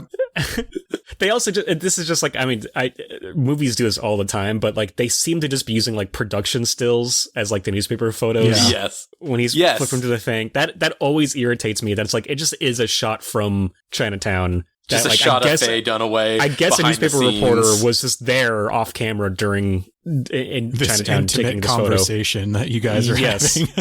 Yeah.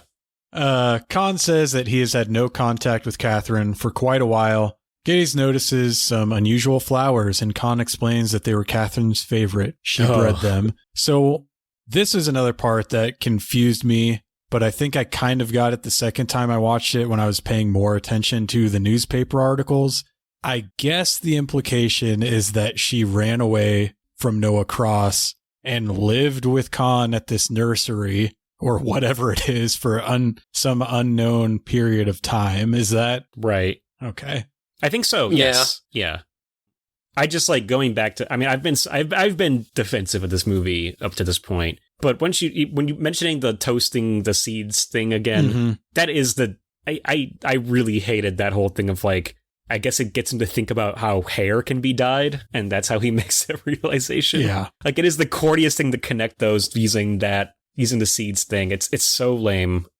And yeah, I don't know. I found James Hong's thing in this just really superfluous, and it's just because I don't know, I guess I maybe wanted more of him or wanted to play a bigger role or something, but it just felt like, I don't know, we're bringing back the butler from the first movie and do you think it's just because he became more of a cult figure or like a bigger star? I mean, he's not really a cult figure at this point, though. I mean, like, he'd been popping up in things, but he's not like Big Trouble in Little China. He had been in Big Trouble, I guess, but that's not like propelling him into the stratosphere to the point where we're like, well, we have to have James Holland back. Sure, right.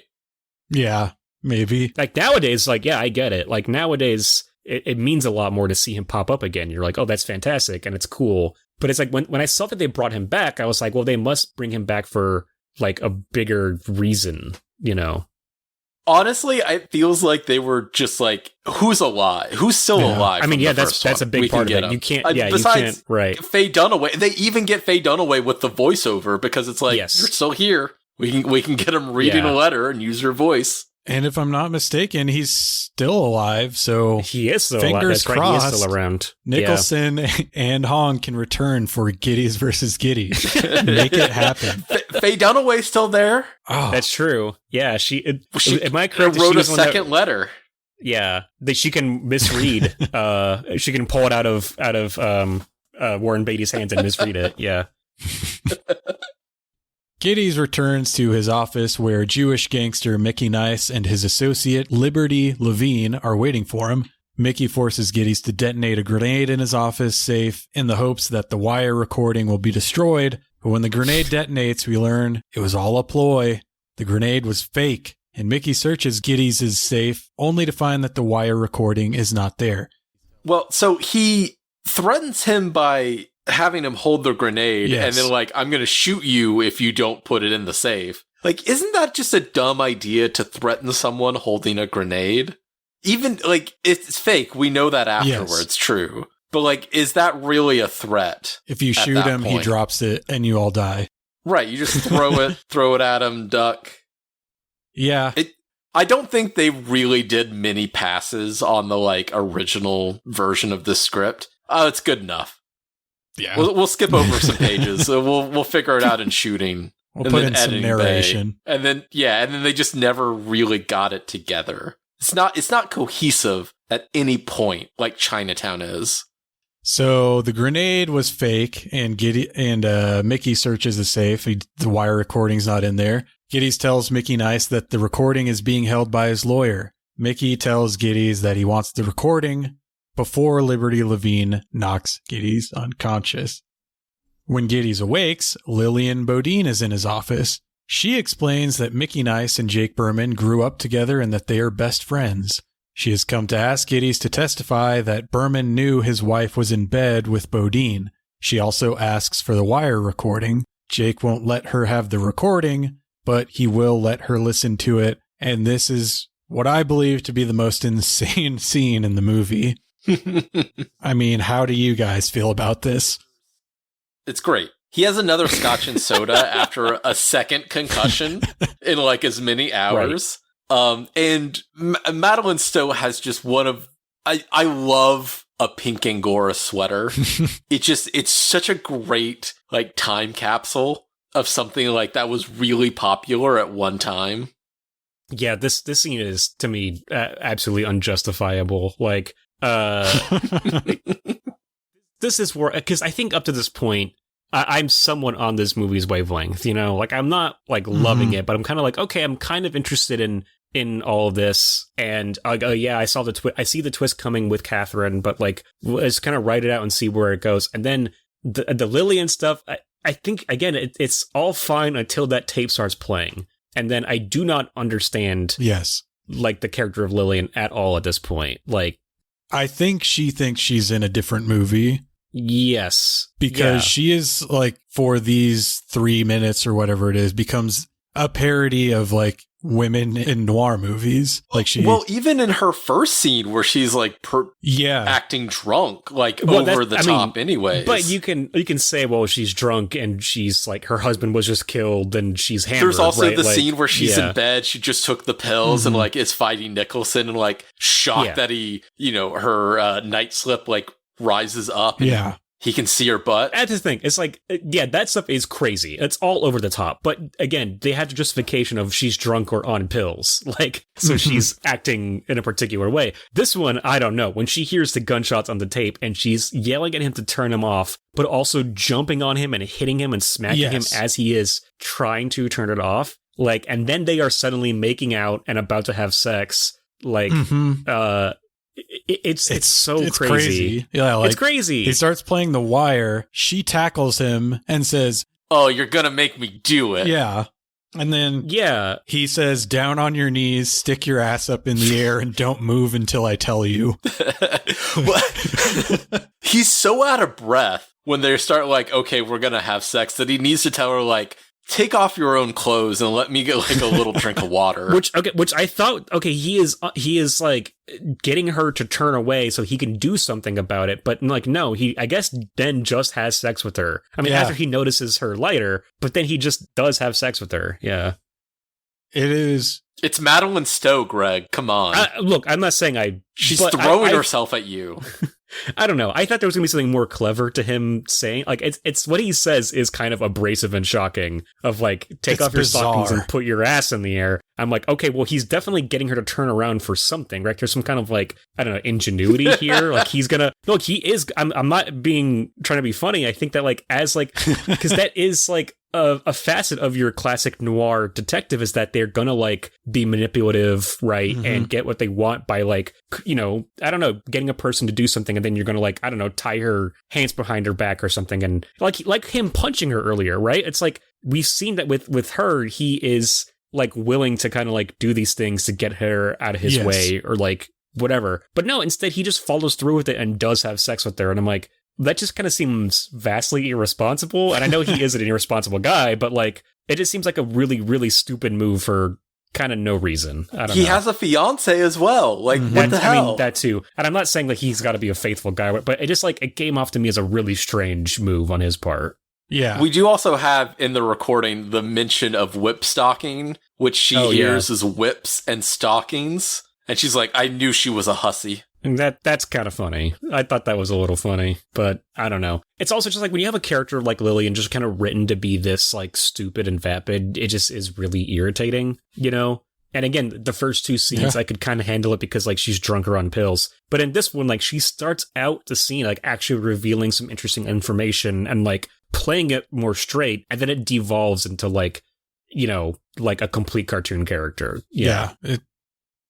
Fucking weird. I don't know what to say other than that it's just super weird and like it doesn't seem like it's in the same movie as the other 2 hours of this film. 2:17, so like even 7 minutes longer than the original. It needs to be pared down, maybe like 27 minutes. Like I feel like we could get an hour and 50. You're saying 27 minutes total is how as long as it should have been. I read well, yeah. Limited series, 1 episode. That's all we need. I read a very funny IMDb trivia piece, which there's no way to substantiate, but it was like it played in a movie theater for 3 weeks with the reels out of order before anyone noticed. Yeah. Which, who knows? Maybe that's a superior way to watch it. Yeah. I'm saying it's true. Let's get Topher Grace on the case. He can recut the movie. Yeah, I was going to say, we get with the guy that edited Phantasm together, give us the out of order cut. Yeah, maybe is the superior version. We'll cut in Chinatown. Yeah. Oh, wow. It's just mostly Chinatown. Yeah. The next morning, Jake's employee Larry presents him with the title transfers for Berman's land. Catherine Mulray transferred the land to Mickey Nice, who immediately transferred it to Jake Berman. Geddes confronts Kitty at a beauty parlor. She denies that she and Berman planned Bodine's murder.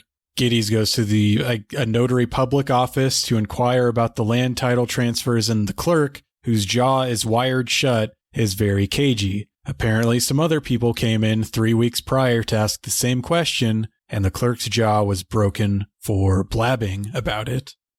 That's the kind of old school noir favor I love, though. That stuff I like. Just that was kind good. The surreal weirdness of having this guy with the jaw wired shut, you know. It makes me think of the guy in the Hall of Records in Chinatown. Oh, yeah. I mean, it's clearly that kind of scene. Yes. Like dweeb, right. Yeah. Mm-hmm. Right before this, though, there was a great voiceover line. One of the few actual voiceover lines that I really liked was something along the lines of, like, you have to chase the piece of the puzzle that doesn't fit, which I thought was just, like, one of those things of, like, well, that's a noir type of niche thing. Like, you're really getting into that idea of a mystery, and you have to look into what's not actually connecting. Yeah. Is that the same section of voiceover? Because there's so many of them. Is that the same one? I think where it's when he's driving in the orange field. Where you're humming a song that you've never heard before. Right. Yeah. It's a lot of, like, again, cliched kind of like. Yeah, it is cliched, but I like actually really liked that section. Yeah, but it also could be from, like, any noir film. They all kind of have lines like that peppered throughout them. Which, again, that's not a complaint. I do like that stuff too. My complaint, though, is having him in the orange fields again. I just, like, anytime they just, like, repeated, like, stuff from Chinatown, I found it really annoying. And they have to go through the orange field to get to the subdivision. But I guess that is, like, the fine line of, like, are you actually reflecting on what was before, or are you just parodying's not the right word, but, like, are you just, like, no, but, like, are you ripping from exploiting it, you know, like, it's a great shot when he's driving through the orange fields in the original, so let's just do that again, and it's going to recapture that same magic. I think the intent is that, like, we're supposed to reflect on how time has passed or whatever, because he drives out of the orange fields into, like, an actual housing tract where it's different, right? But it just, I don't know, I didn't have faith that they were, like, trying to, like, not also just exploit the nostalgia people have for Chinatown. Yeah, I mean, I can't say that I necessarily really had a problem with those sort of things, but that also could be because I didn't have any time to, like, sit with Chinatown. I watched one after the other. I guess that's I had a couple days between them. Yeah, but because I've seen Chinatown.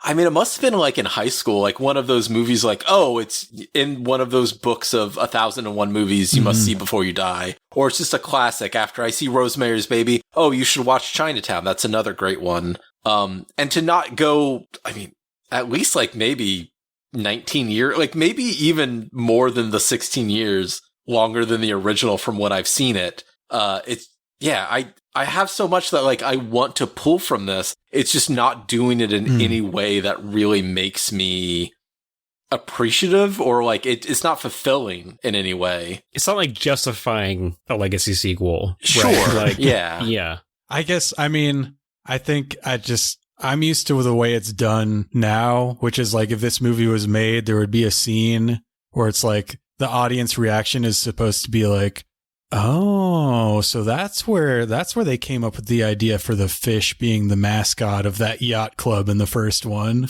Like, just like answering questions you never asked in the first place. Sure. Or Solo, like, oh, that's how Chewie got his crossbow. Okay. Well, I think that's kind of why I'm annoyed by James Hong not being a bigger part. 'Cause it's like, oh, were we wondering what happened to the butler? Like, you know what I mean? Sure. Like, why does... Yeah. You're wanting James Hong to, like, give Jack Nicholson that lightsaber that had just been, like, stored away. Yes. Oh, totally. Yeah. For years and years at this point. A story for another time. Oh my God. Yeah. One of that line in particular is one of the things that makes I try not to get irrationally angry about stuff like that, but that line makes me so mad. Yeah. We're almost there, guys. We're almost there. Jake. It is an endurance test, really. Yes. Yeah. Jake meets with oil magnate Earl Raleigh, and he has sort of been in the background of this whole thing. His wife is in a scene. It doesn't, like, none of this fucking matters at all. There's a matchbook that has his business logo on it. There's a lighter for Madeline Stowe's character has that. all the oil derricks. But Richard Farnsworth is just, he's great. He has good. that perfect, like, aw, shucks, mister. What's the line of just, like, you know, Will Rogers you tell me vibe? what you think is going on, and I'll tell you if I think you're right. Yeah. Yeah. And again, he's good in the 30 seconds that he's in this movie. Yes. And I think the where they shot this on the pier with the fucking sun hitting the water the way it is, I think it looks immaculate. It looks so good. I love that shit. But yeah, he is a massive red herring, right? Like in this, like he ultimately kind of has zero connection to what is going on aside from the land being valuable. Well, so he's he stealing wants the it, so oil. it compels, right? But and he's causing the earthquakes. He's doing Mr. Burns. That's true. He literally is drilling a sled, right? Isn't that what they actually determine? Like, yeah, sort of. That's what whipstocking is. They relate it to like breeding horses, and he says like 2 horses on their honeymoon. Yes, it's a terrible analogy because I still don't know what whipstocking is. Like, you mean you guys don't have someone help you guide you in when you're? I mean, I feel like it's really just, it's priming the land for drilling. Like, that's kind of all it really is, right? Like, you're doing something to the land to make the oil more accessible or easier to pull out. I think it is like the slant drilling of just like you're going at a different way to see. This is steal case it in from point another right idol. here is that we are it literally discussing is what Mr. is Burns. The whole thing is about mineral rights. It's like, who the fuck gives a shit about that? Like, again, about that's Chinatown is just with the noir thing, right? It's where like the red water herrings. rights but the water rights in Chinatown are red herring too. The murder was not over water rights. I mean, it is a benefit, right, of killing Hollis No, it Mulray. is about the water right. Like, well, it is about that, but like it's about also the dam. about the daughter. But it's more about the daughter. That's like the actual core of it is. I mean, it is both.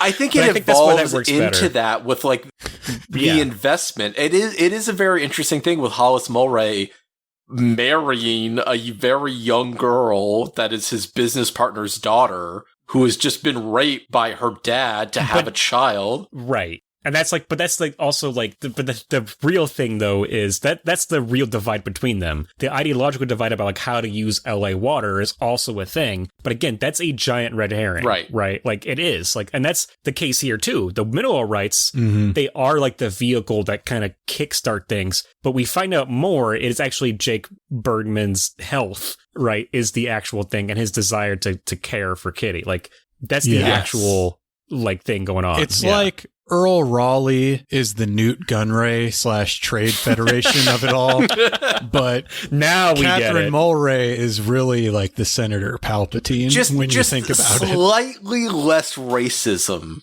in there. A little bit less. Yeah. I also just love too that they have a Mulray drive in this because like Mulray is he's an obvious stand-in for William Mulholland, like an actual person from the history of LA who worked at the LADWP to build an aqueduct and all this stuff. And so in this world, there is no Mulholland Drive. It is Mulray Drive. And where he is too, it is an intersection of Canyon Road and Mulray, which is a real place that intersects with Mulholland. So that means that in this world of the two Jakes, that eventually a film was made called Mulray Drive, directed by maybe not David Lynch, but maybe like Dennis Lunch or something. Maybe it's all just a little off, right?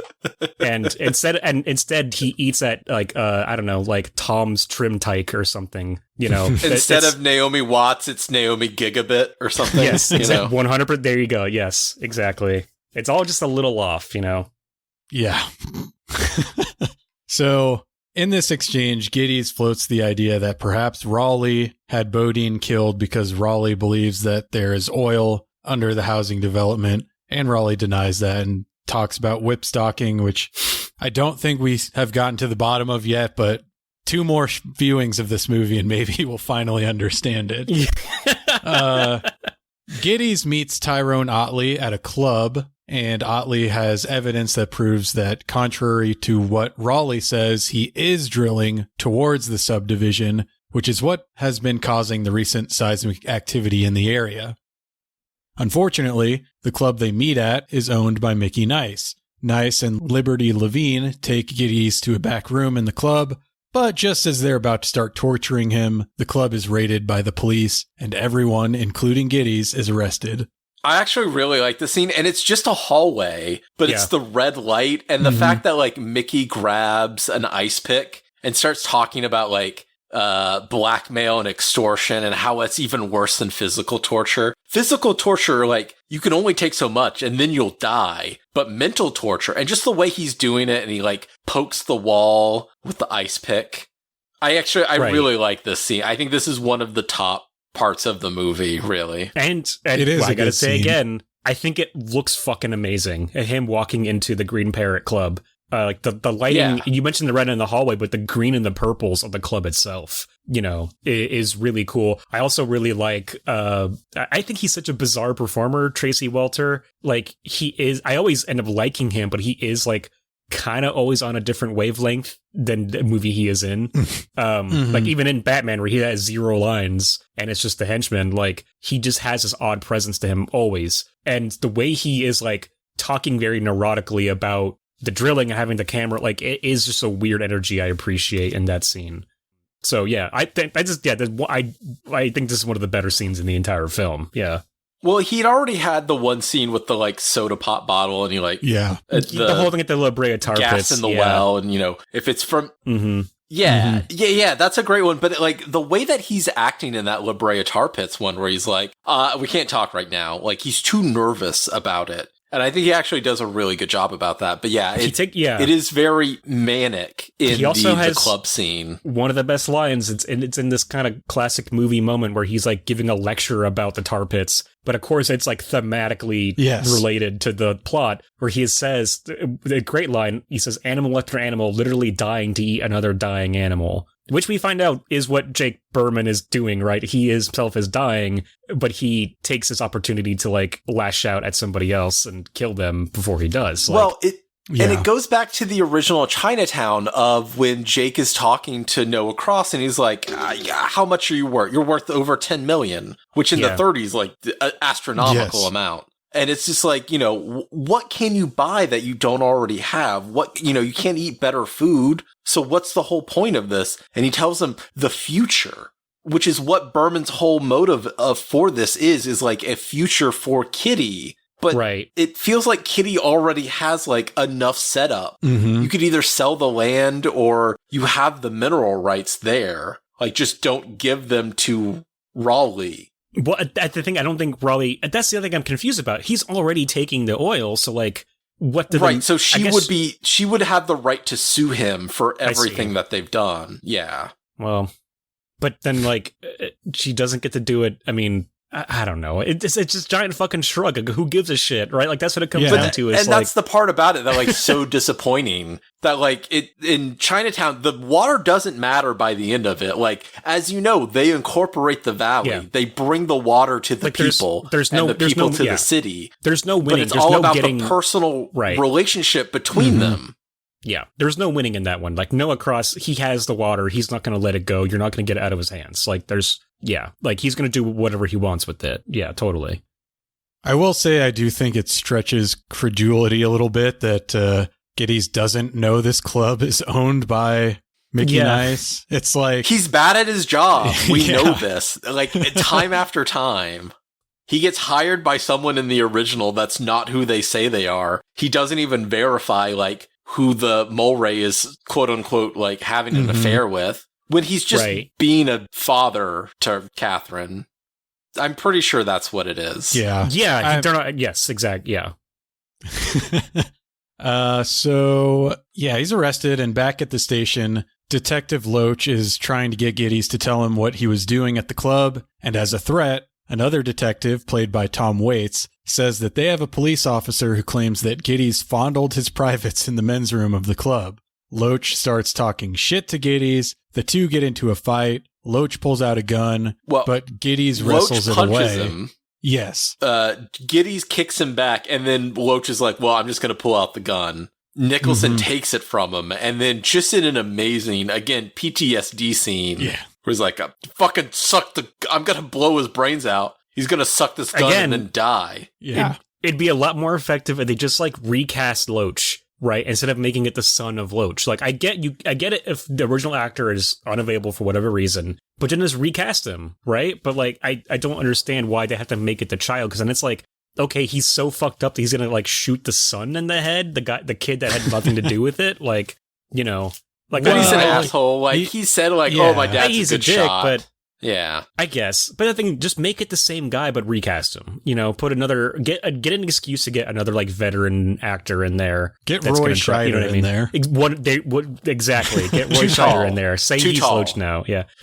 Robert Wool, get him in there. Yeah. Okay, so Richard Bacalin, known as Loach in Chinatown, 1931 to 2015. He was alive at this time. Jesus. Yeah, that's I don't. Died at 84. Yeah.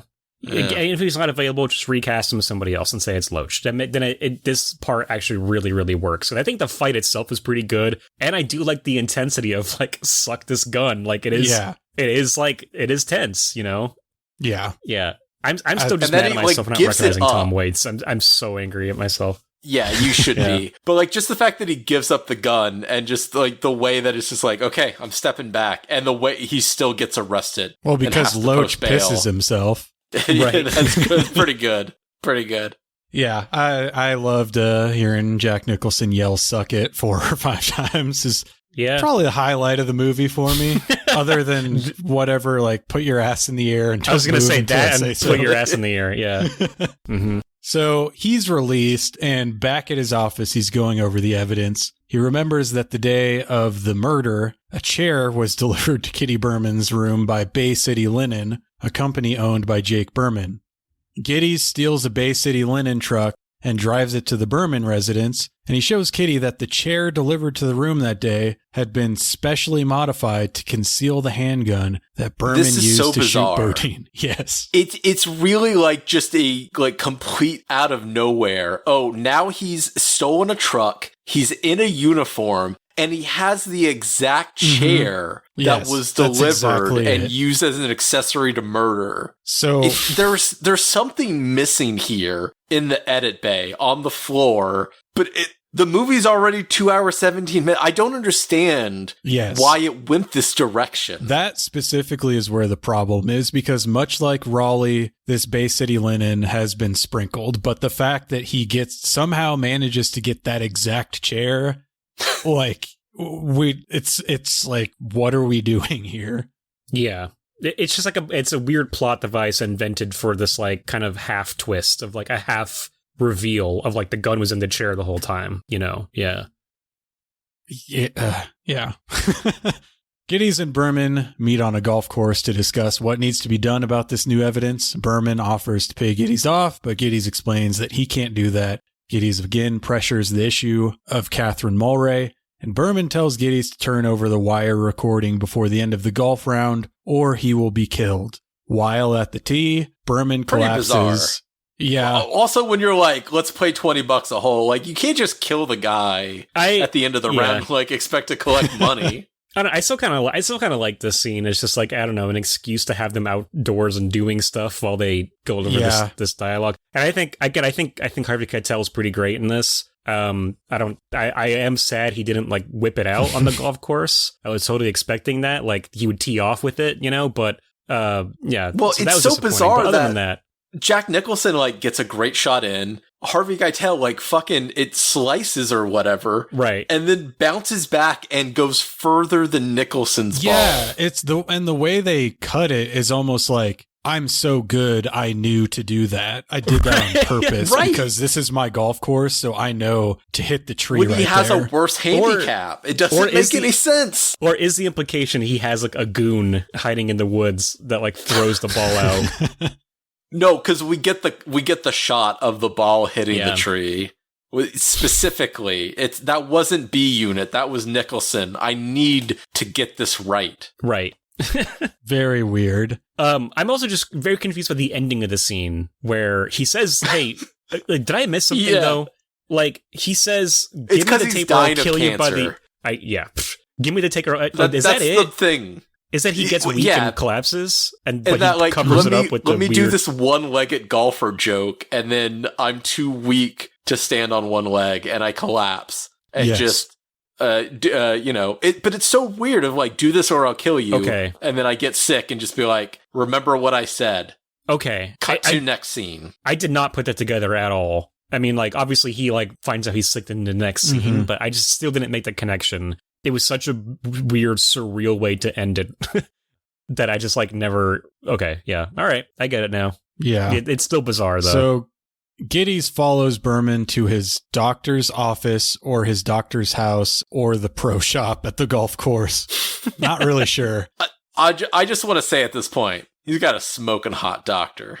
That oncologist, ooh baby. I didn't clock her at all. Just a blonde with a bun back of the head, glasses. It sounds good. She can from tell what me you're what saying. medicine I should take. Yeah, I'm happy with it.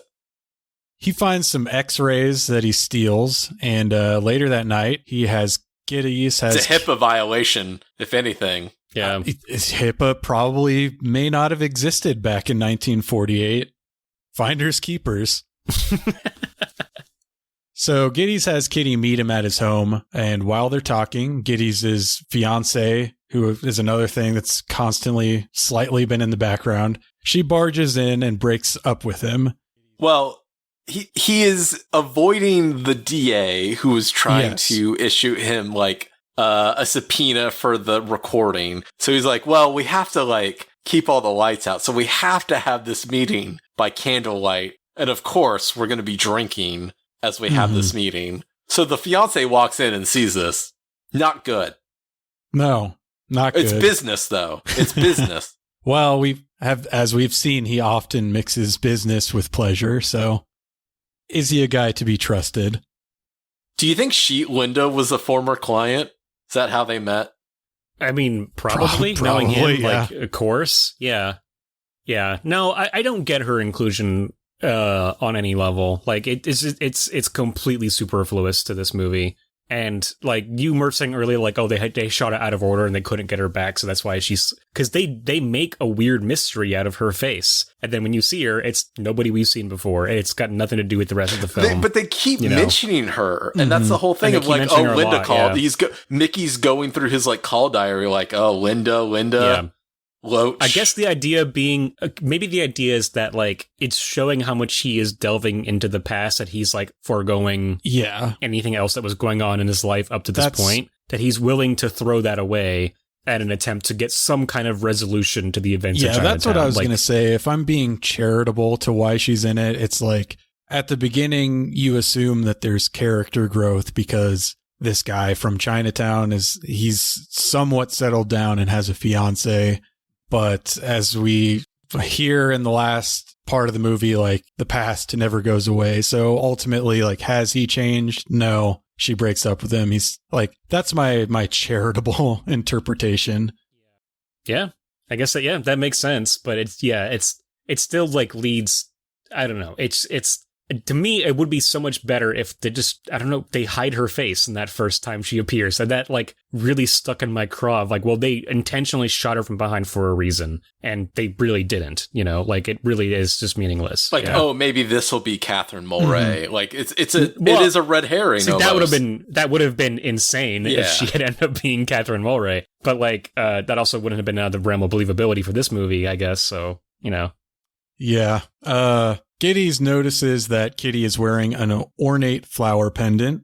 He asks what kind of flower it is. It's a poppy, the exact same kind of flower that Catherine Mulray had bred while she was living with Khan. She is Catherine Mulray. Bum, bum, bum. Wow. Yeah, it's not as much of an impact as, like, I have a sister-daughter. Yeah. Yeah, well, certainly not. Again, just like, I don't know. Making that connection using the wildflower to me is just very lame. Like, it's like, oh, he remembered that hair can be dyed, and I guess that means that she possibly has dyed her hair, so that's why he didn't. Right? Yeah. Well, she is in that room of 4 redheads only. Yes, so that's true. Oh yeah. And again, my brain was like, okay, well, Linda's a redhead, and here's this whole thing with, like, for redheads only. Is that going to make some kind of no? Like, that also doesn't, that was just me reaching, I guess. How do we feel about Meg Tilly with blue contacts and strawberry blonde hair?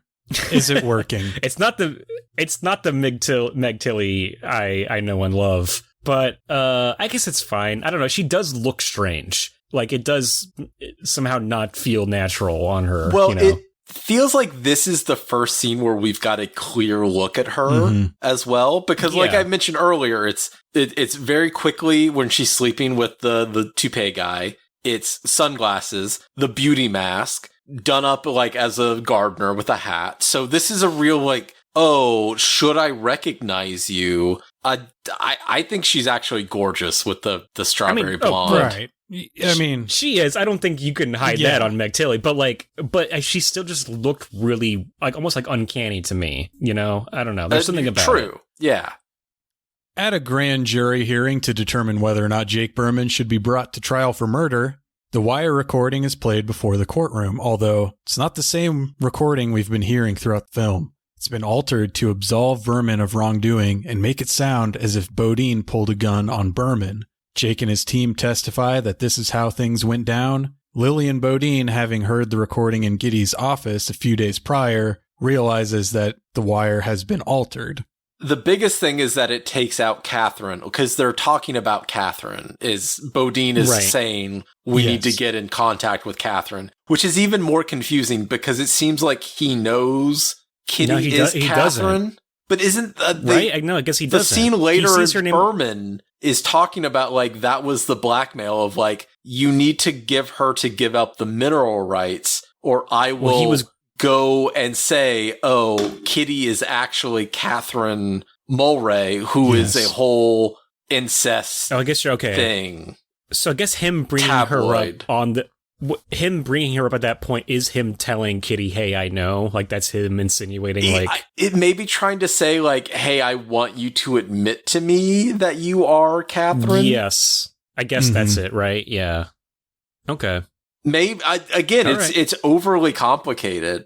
The most confusing thing to me is the fact that Lillian, when she's hearing the tape in court, doesn't freak out and start, like, attacking somebody in the audience, you know what I mean? Like, she hears the gunshots and does not have, like, she doesn't flip out like she did earlier. Yeah. She doesn't just start fucking someone. Yeah. Grabbing the bailiff and, All of the women in the courtroom are wearing those, like, veils over their face. It is such a great fashion sense that I hope comes back around. Like, maybe we have to wait another 16 years for this to get into 2040s. But, man, like, it was bizarrely interesting. But again, devil's advocate, it's a famous look of Faye Dunaway from Chinatown, so it's kind of like, what if we had 4 Faye Dunaways in one scene? The 4 Fays, Hey, I'm not going to object to that. I think Faye Dunaway, she looks like an alien, but she is one of the most attractive women I've ever seen. In Network, she is mesmerizing.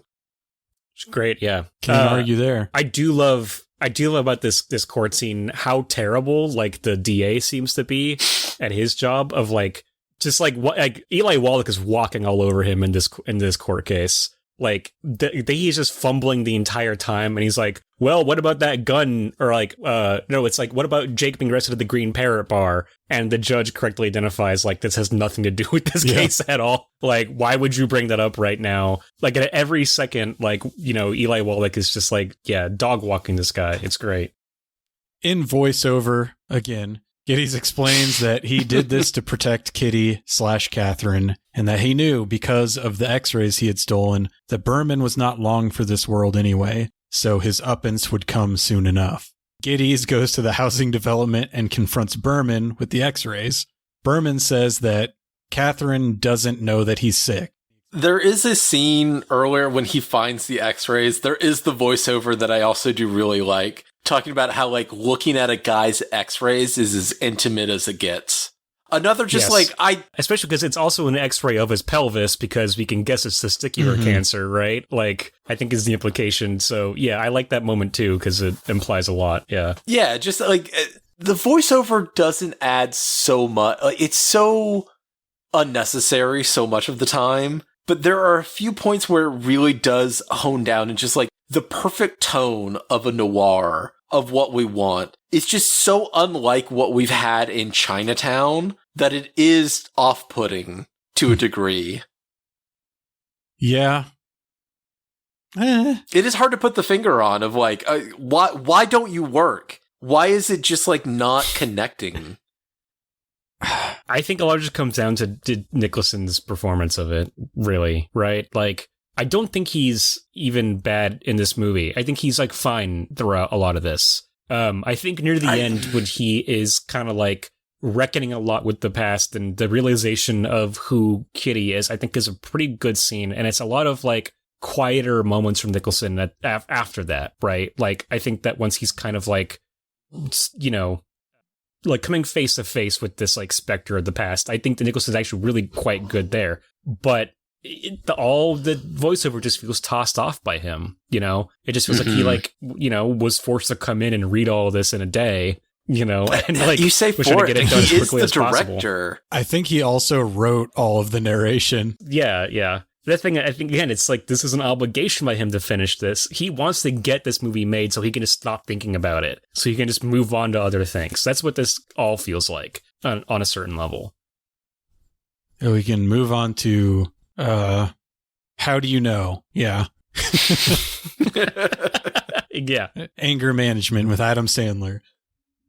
Which is not a terrible performance, but like I don't think that he is giving a bad performance here. I mean, he said he put on weight to show that, you know, Giddies was getting into yeah, that was the reason. Which is everybody. Yeah. Every actor loves to say, well, you know, I got to put on weight. But I think it's his direction, but I think it's just, I don't think the plot is very good in this movie. I think there's an interesting story, but the actual plot that they're trying to use with it doesn't connect in the same way. Again, it's so personal at the end of Chinatown, and they're trying to get that here with the fact of Harvey Keitel having cancer, but it doesn't really connect in the same way. I think and is cancer like a new thing in the 50s or 40s at that point? Like, when did we know of the name of cancer? Like, when is the big thing coming out? Because it's like, oh, I need to have radium implants to cure my cancer. Right. Yeah. I don't know. I don't know when cancer was dropped on the world. When did we term that? I'm assuming it's always been around in some fashion. Coin that term? Yeah. But yeah, sort of, that's the scene we're at now is they're at the house in development. Like, there's an earthquake that makes oil bubble up, right? And that's expensive shit, he says. Right. So but this is the first time that Jake Bergman is realizing that there is oil underneath the ground, right? Like, yeah, he had no idea before this scene, which I like that. Again, the red herring of the oil of like, we think that like, okay, at a certain point, you know, Giddis is convinced like this murder was about oil, but then to realize that the killer had no idea that oil was even a thing. I like that as like a piece of like misdirection for a noir plot. I think that it is a good moment. And then I think the scene of like Harvey Keitel laying it out on the table is fantastic, and learning that like, you know, he accidentally did drive her into the arms of his partner because he was trying to hide his illness. Right. Like, I think this stuff is all really, really good. I think the way it wraps up is also pretty bizarre, though. Of like, I'm going to blow myself up in the oil field because I'm going to stay and have a smoke. Right. Yes. Like, it's such a weird way to end all this stuff. We find out that Berman was doing this solely because he loves Kitty and didn't want her identity revealed. Like, as you said, he didn't know about any of this other stuff. But yeah, I guess so. But he's also like, I need to set her up for the future, which is a callback to, you know, Noah Cross thing. Was like, how much do you need? But she's already rich, right? Like, she has all this land, but she would have also inherited everything that Noah Cross already had. So she should be like very wealthy regardless. Yeah. But with Noah Cross being who he is, like, does she want that money or like anything to do with him though? Right? She deserves it. Well, she already has it's the land is in her name. And that's the whole thing about the main mystery of the movie is who owns this land or has the mineral rights of that. If you don't qualify when you sell the land, you still remain whatever is underneath it. But the money is one thing, but it's also like, they don't want her to go through the trouble of like being associated with the tragedy of like Noah Cross and her mother. They're right? trying like, to hide her identity. Yes. And that's the thing, too, is like by hiding her identity, she is like trying to escape from the past. That's the entire thing of the ending, right? Of her going to Jake and be like, okay, yeah, we've avoided the truth coming out about who I am, but can I ever actually escape it? Is like everything we did, is it all meaningless if I still am like, in like have this inner turmoil over my past and like. Which is his whole experience with this movie is the past haunting him and coming back and that he can't escape it. And that throughout the whole movie, as he's talking to her, it's always Mrs. Berman. And then at that last moment, when he is like calling for her, he says Catherine. Right. That's a whole thing about it as well. I think in Chinatown, there is this formality. And I think it's interesting about like Houston always getting his name wrong intentionally. Yeah. Like it's a slight against you. I'm better than you. I can say your name wrong. And the like the formalities of saying, Mrs. Berman, and then at the end giving Catherine, and that he understands that she is that character throughout. If we talk about this anymore, I think I'm going to like talk myself into liking this movie. It is hard. Like there's so much about it that like I want to latch onto. There are ideas, but it jumps that shark so many times throughout. Yeah. We're close to the end, so we're about to. In these next 5 minutes, we could turn Greg's opinion around if we really wanted to. We're close to getting him on the side of the TJ. Okay. I'll say this: it's ending in all this like dramatic fashion, and then Jack Nicholson says something like, "That's your problem, kid. You don't know who you're kidding," and you're like, "No, this does not work." Yeah, that is bad. That is a terrible line. Because at the end, when he calls for her, and it's the straight zoom in to the office door. Yeah, and there's so many choices where I'm like, no, there's something underneath this, like the property of B&B, which is another thing I just want to get into real quick. Berman and Bodine, it's confusing. It doesn't make sense. But there's something underneath everything that they're giving us. Like there is mineral rights here. Do you actually love this movie, Murph? I was just gonna say, Murph, you are like talking in these weird metaphors now about how. No, I do not. But there is something here where like I do not think I need to rewatch this. But there is such a valiant attempt at what they're doing. There are ideas here. Next record, you're going to tell me you watched it an additional 3 times. You bought the Steelbook. You sought out the I custom Blu-ray. made a Steelbook. I reached out to someone on Instagram to make something for me where the inside is actually like the Faye Dunaway letter on one side. Oh yeah, that's and good. The sunset that and Jack Nicholson's behind on the other. Clear slipcover of Harvey Keitel's X-rays. It comes in the shape of a shoe, right? Like one of their shoes in the beginning. Yeah. Yeah. So the very end scene of this, after Harvey Keitel explodes himself, is what we were just talking about. They're back at Giddy's office, and he's playing a recording for Kitty, Catherine, that Berman made right before he died, which explains to her the whole situation. And she's overwhelmed by emotion. She asks if the past ever goes away. Yes. You're about to get to it. She tries to kiss Jake. Yes. He pulls back, and then she fully plants one on him. And it is good for Nicholson to understand. Well, I was going to say, this should not end with them together. I think that's supposed to show growth on Jake's part, right? It's like earlier he gave in. It's also the only part of the movie where he's not playing himself, where he denies the kiss of a younger woman. That's true. Part of it is that he has a previous relationship with her and then slept with her mother, which was a whole thing about Chinatown, is that he is...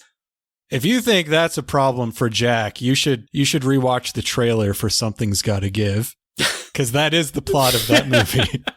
That is true. He's got such sex appeal. Watch a video of him hitting on Jennifer Lawrence at like some Oscars after party or something. Oh, you talked about that video before, where like she is talking about him and he's behind her and doesn't know it, and then he like keeps like hitting on her more and more, and it's actually like working in the video. So yeah, there is something. Yeah, you're right. He's not playing Nicholson in that moment, and actually when you've shows got some decades self-control. of swagger, might as well. Yeah. So she gives him that poppy pendant. They part ways, and that's where he chases after her, calls her Catherine, and says, "It never goes away," referring to the past. Roll credits. The two Jakes. We did it. We got through it. We did? Wow. And so... only 10 minutes longer than the actual movie. On your show, you guys like to rate things out of stuff related to the movie. I feel like the obvious choice in this would be, let's rate it out of Jake's, but perhaps you guys have some better ideas. No, that was better than the idea I had. I was going to do I don't know. MacGuffin recordings. Yeah, I was gonna do I don't know, dummy grenades or something. But no, out of Jake's, it was staring us right in the face, and we both missed it. So yeah, one of you guys, if you want to just take over and give some final thoughts and give us your rating of the two Jakes out of Jake's. I think I do kind of like this. I'm not sure how much of it though is I had heard so much. Anytime it was ever talked about, which was rarely, it was in a negative light, right? Of okay, Chinatown is so great, and then just the two Jakes, but we almost avoid talking about it completely because it was just it's just unremarkable. It's bad. It's a complete failure. Maybe even somehow tarnishes the legacy of Chinatown to talk about it. So I'm not sure if I just kind of want to like it to be different. Contrarian? Yeah, I know be you. contrarian. I know I'll you. be hey, actually, there's actually some stuff that's pretty good in here. But I do think that there are some genuinely impressive things about it. I do think that being shot by Vilmos Sigmund, it's impossible for it to not be beautiful. I think it looks incredible, and I think there's a lot of very memorable setups in this. And I think that in the same way Chinatown did, it scratches this itch of this period piece about Los Angeles. Right. And it is just a lesser version of that in a lot of ways, as opposed to Water, right? You're talking about oil. There's all these mirrors that they set up. It's got all the legacy sequel issues, but it still, to me, was vaguely satisfying as we're taking it back to a different era of Los Angeles, a city that I currently, live in. And it's always exciting to be hey, they're into San Fernando Valley, where I, again, currently live. There is just something nice about that and cool and something I appreciate. And I think there's just a lot of great performances. I think Meg Tilly is pretty good. I think Harvey Keitel is great. I love the weirdness of Tracy Walter. And I think that Nicholson has some moments. But ultimately, yeah, it is a giant letdown on a plot and story level. I could see where there were areas for greatness or for a very interesting follow-up to Chinatown. But it just kind of becomes it's supposed to be about how you can't escape the past in a lot of ways, but it also just feels like it really wants to revisit the past with Chinatown. And it's all those legacy sequel issues of when they're back to just incorporating footage from Chinatown. I'm just well, you guys are really banking on people liking this because they liked the last one. And I think that stuff really irritates me. In addition to the bad voiceover and just some very, very nonsensical plot moments Lillian and the Harvey Keitel exploding at the end, which it's weird. I don't know. It just feels so cartoony to me to end it that way. After a very emotional scene with him, I think I'm going I think probably just a 2.5 Jakes. I think that it's not horrendous, but it's also understandable that this did gain the reputation it did. I still think it's worth watching. I still think people should see this if you like Chinatown or are just kind of chasing a noir vibe. I don't think it's that good, but I don't think it's also that bad. It was just kind of mediocre. What a beautiful way to end your thoughts. It was just kind of mediocre. So that's, what did you say, 2.5 Jakes? 2.5 Jakes, yeah. I'm actually pretty close to whatever you're giving. I think it's a lot of without inspiration, which is sad because after everything that they gave in I actually think one of the most perfect movies of the 70s. I think that, Sorcerer, Star Wars, Jaws, these are the high marks of cinema. And Chinatown is there for me. I could be on that level if The Long Goodbye didn't, like, I think do it better. In terms of, like, 70s neo-noir stuff, I think it's better. Yeah. I've only seen it once, and, like, I watched Chinatown, twice in a week, and it's so easy to go down. I think it's such a great movie, and it is very disappointing that this doesn't reach those levels, and that it feels almost like an obligation that they're going through the motions, that Jack Nicholson has to take this mantle upon himself to direct it because he wants to get this character's story out of the way, that he feels that it is a necessary thing he needs to continue upon. See, I don't even, not to interrupt your final, I'm sorry, but I don't think he even saw it as like, I have to resolve this story. I literally think it was I want to get this bullshit out of my life. I want the movie to be done. And I don't think he cared about the character of Jake wrapping that up, but who knows?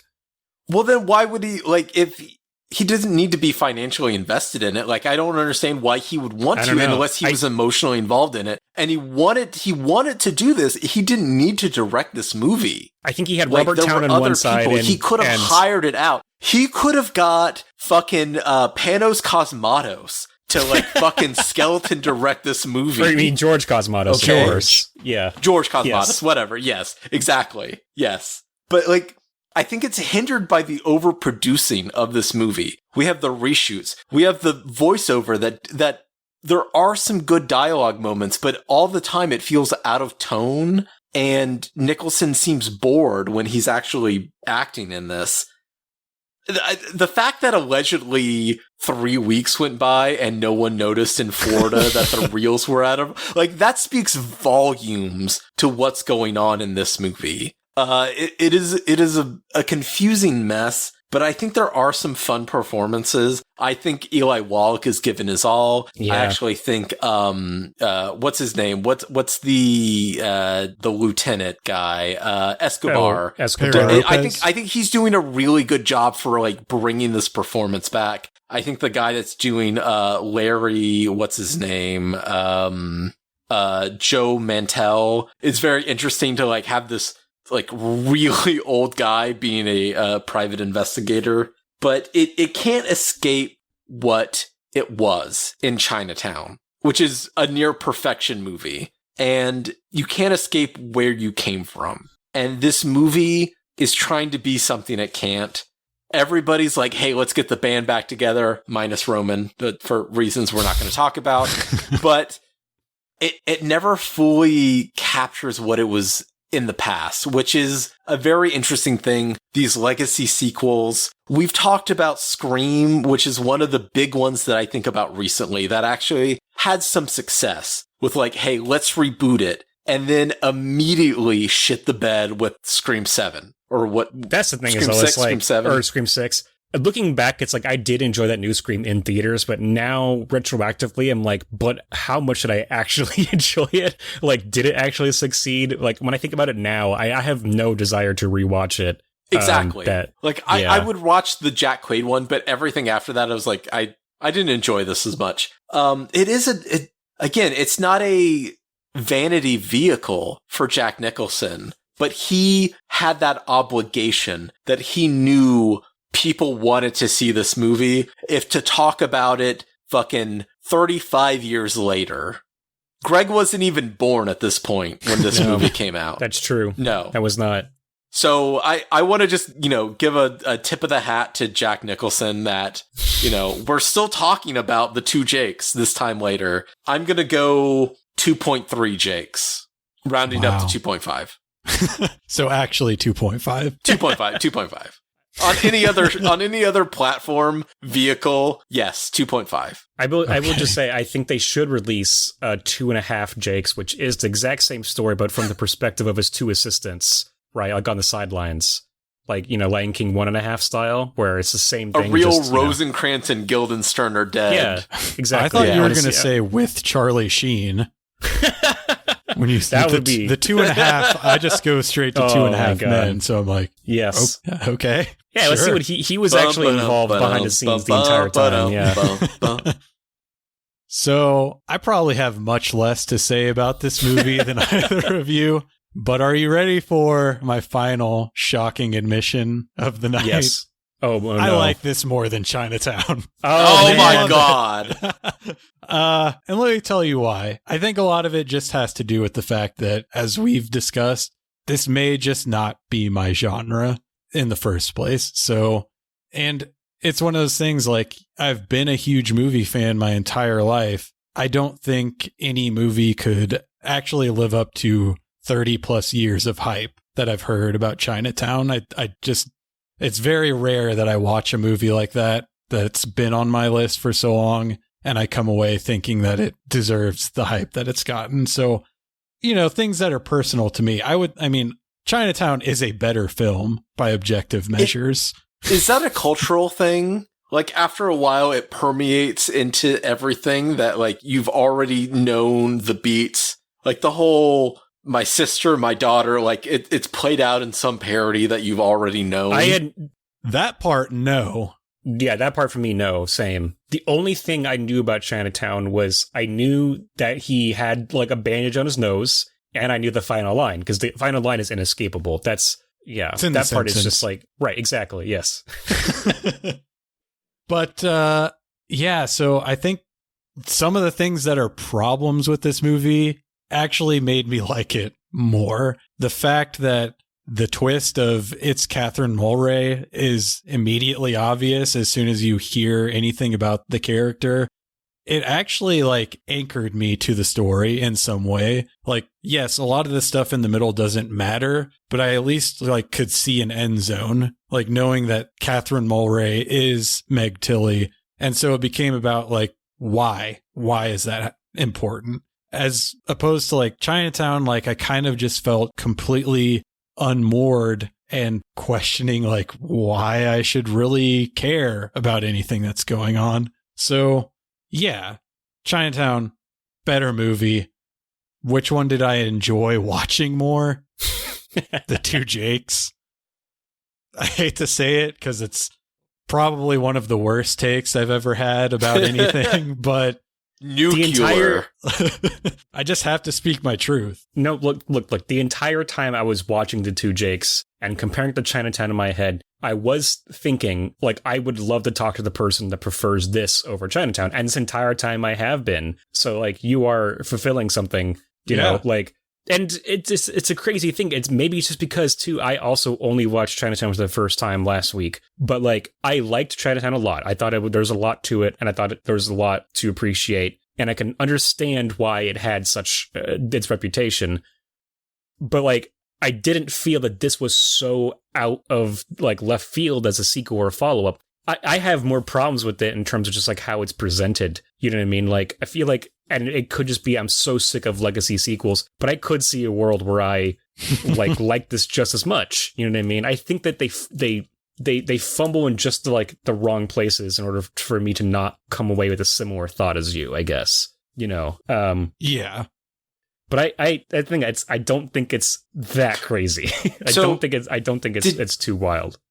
Did both of you just view Chinatown once? Yes, for this anyway. Okay, because I would say, like, this is a movie that I think is you appreciate it a lot more on the further watches. So, like, there is Two a Jakes. lot, of course, yes, but no, with Chinatown, like, just the fact that, like, you there's so much red herrings about it, but then at the end it is so personal.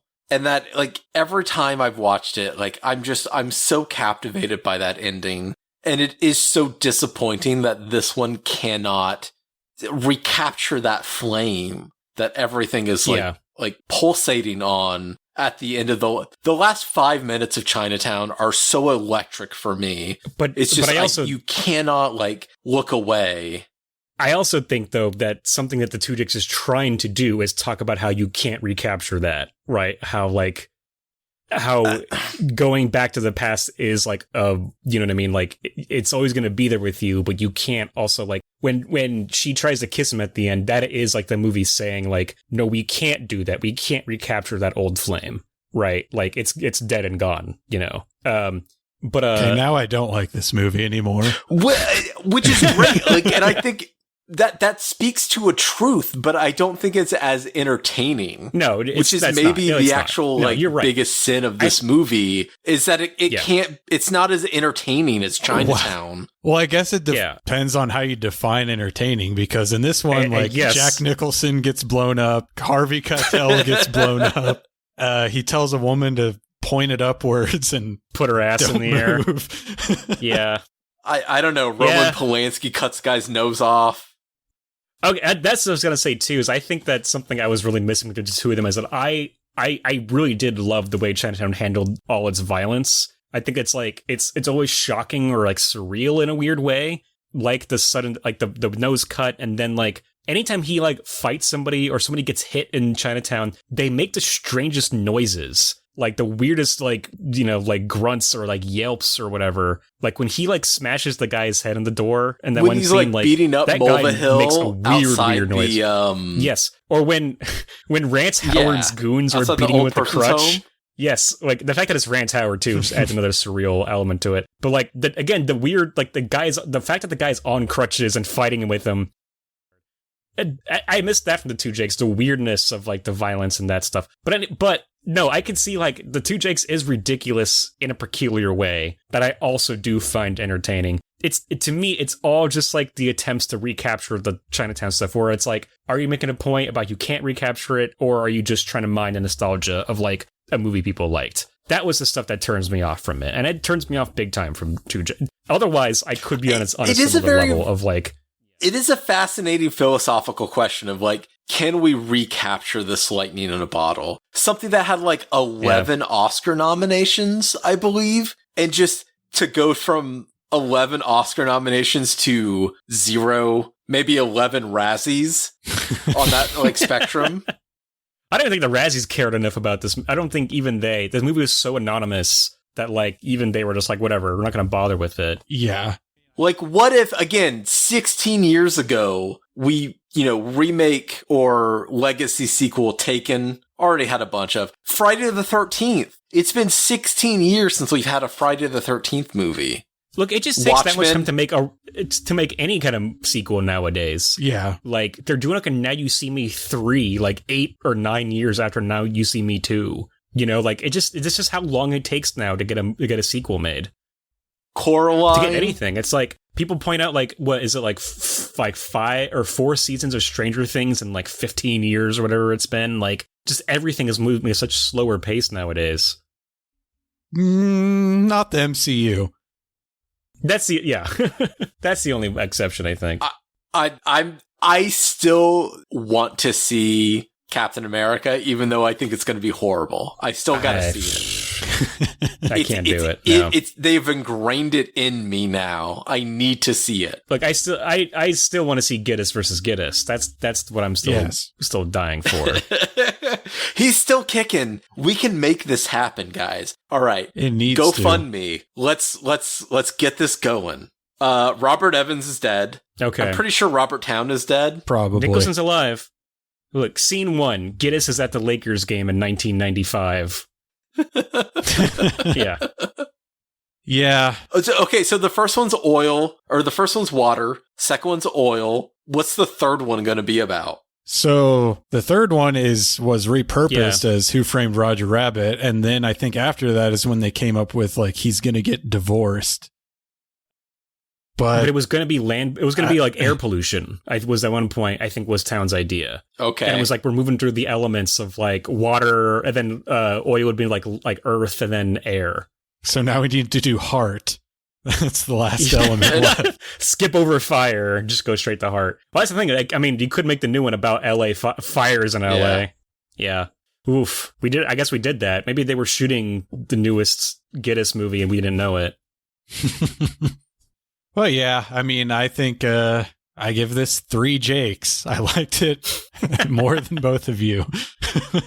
And it is like, all of these like notoriously bad sequels that I end up watching end up not actually being that bad. So I had the same situation of Pet Sematary 2. I think that's better than Pet Sematary. I agree.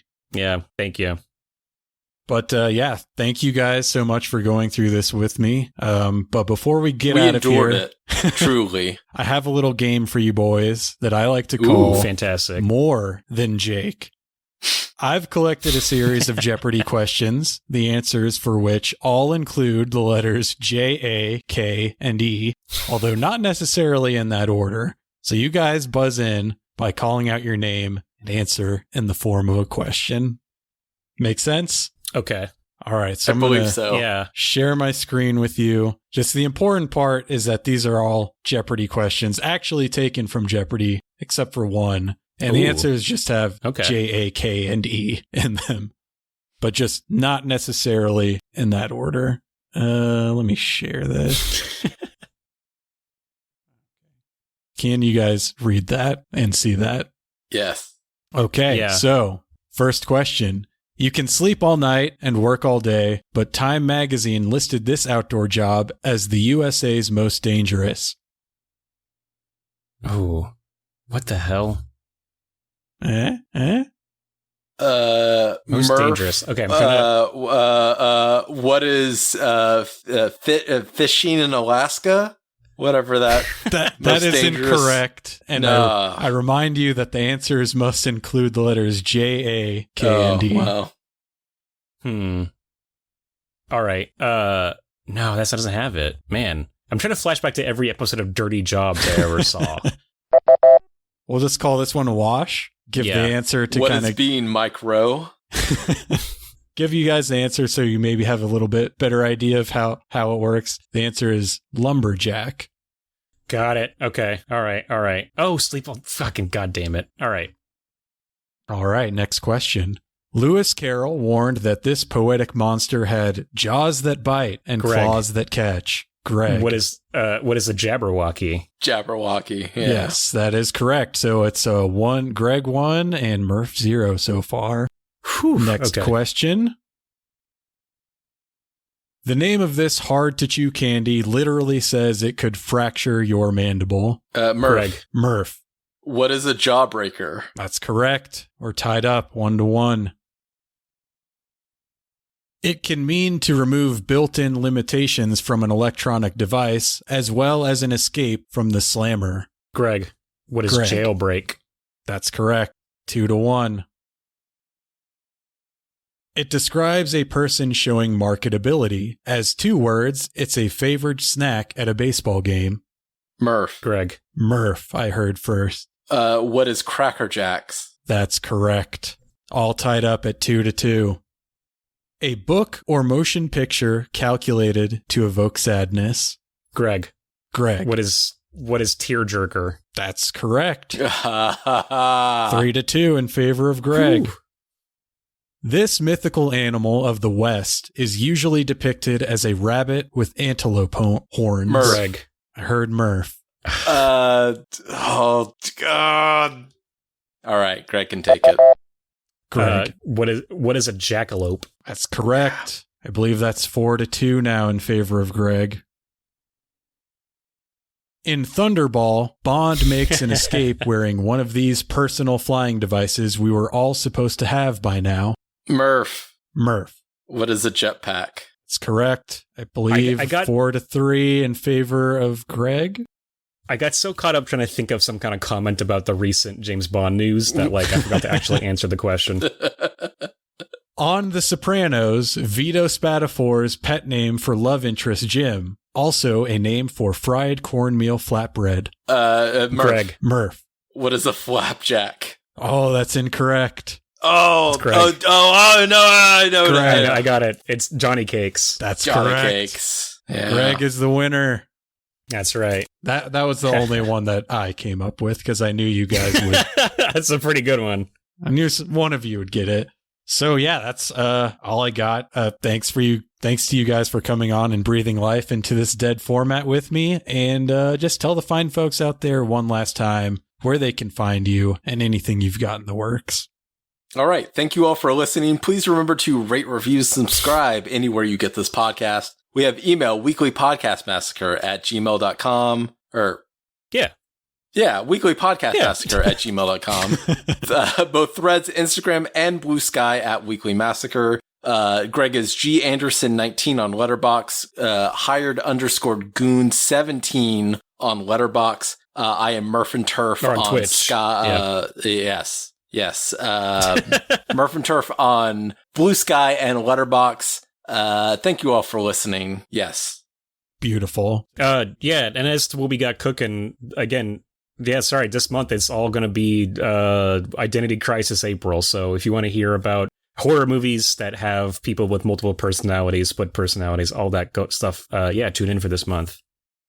This is preloaded, so none of those episodes have come out, but I'm going to go ahead and say I loved your guys' episode on John Cusack in Identity. Calling my shot. I think it's happening.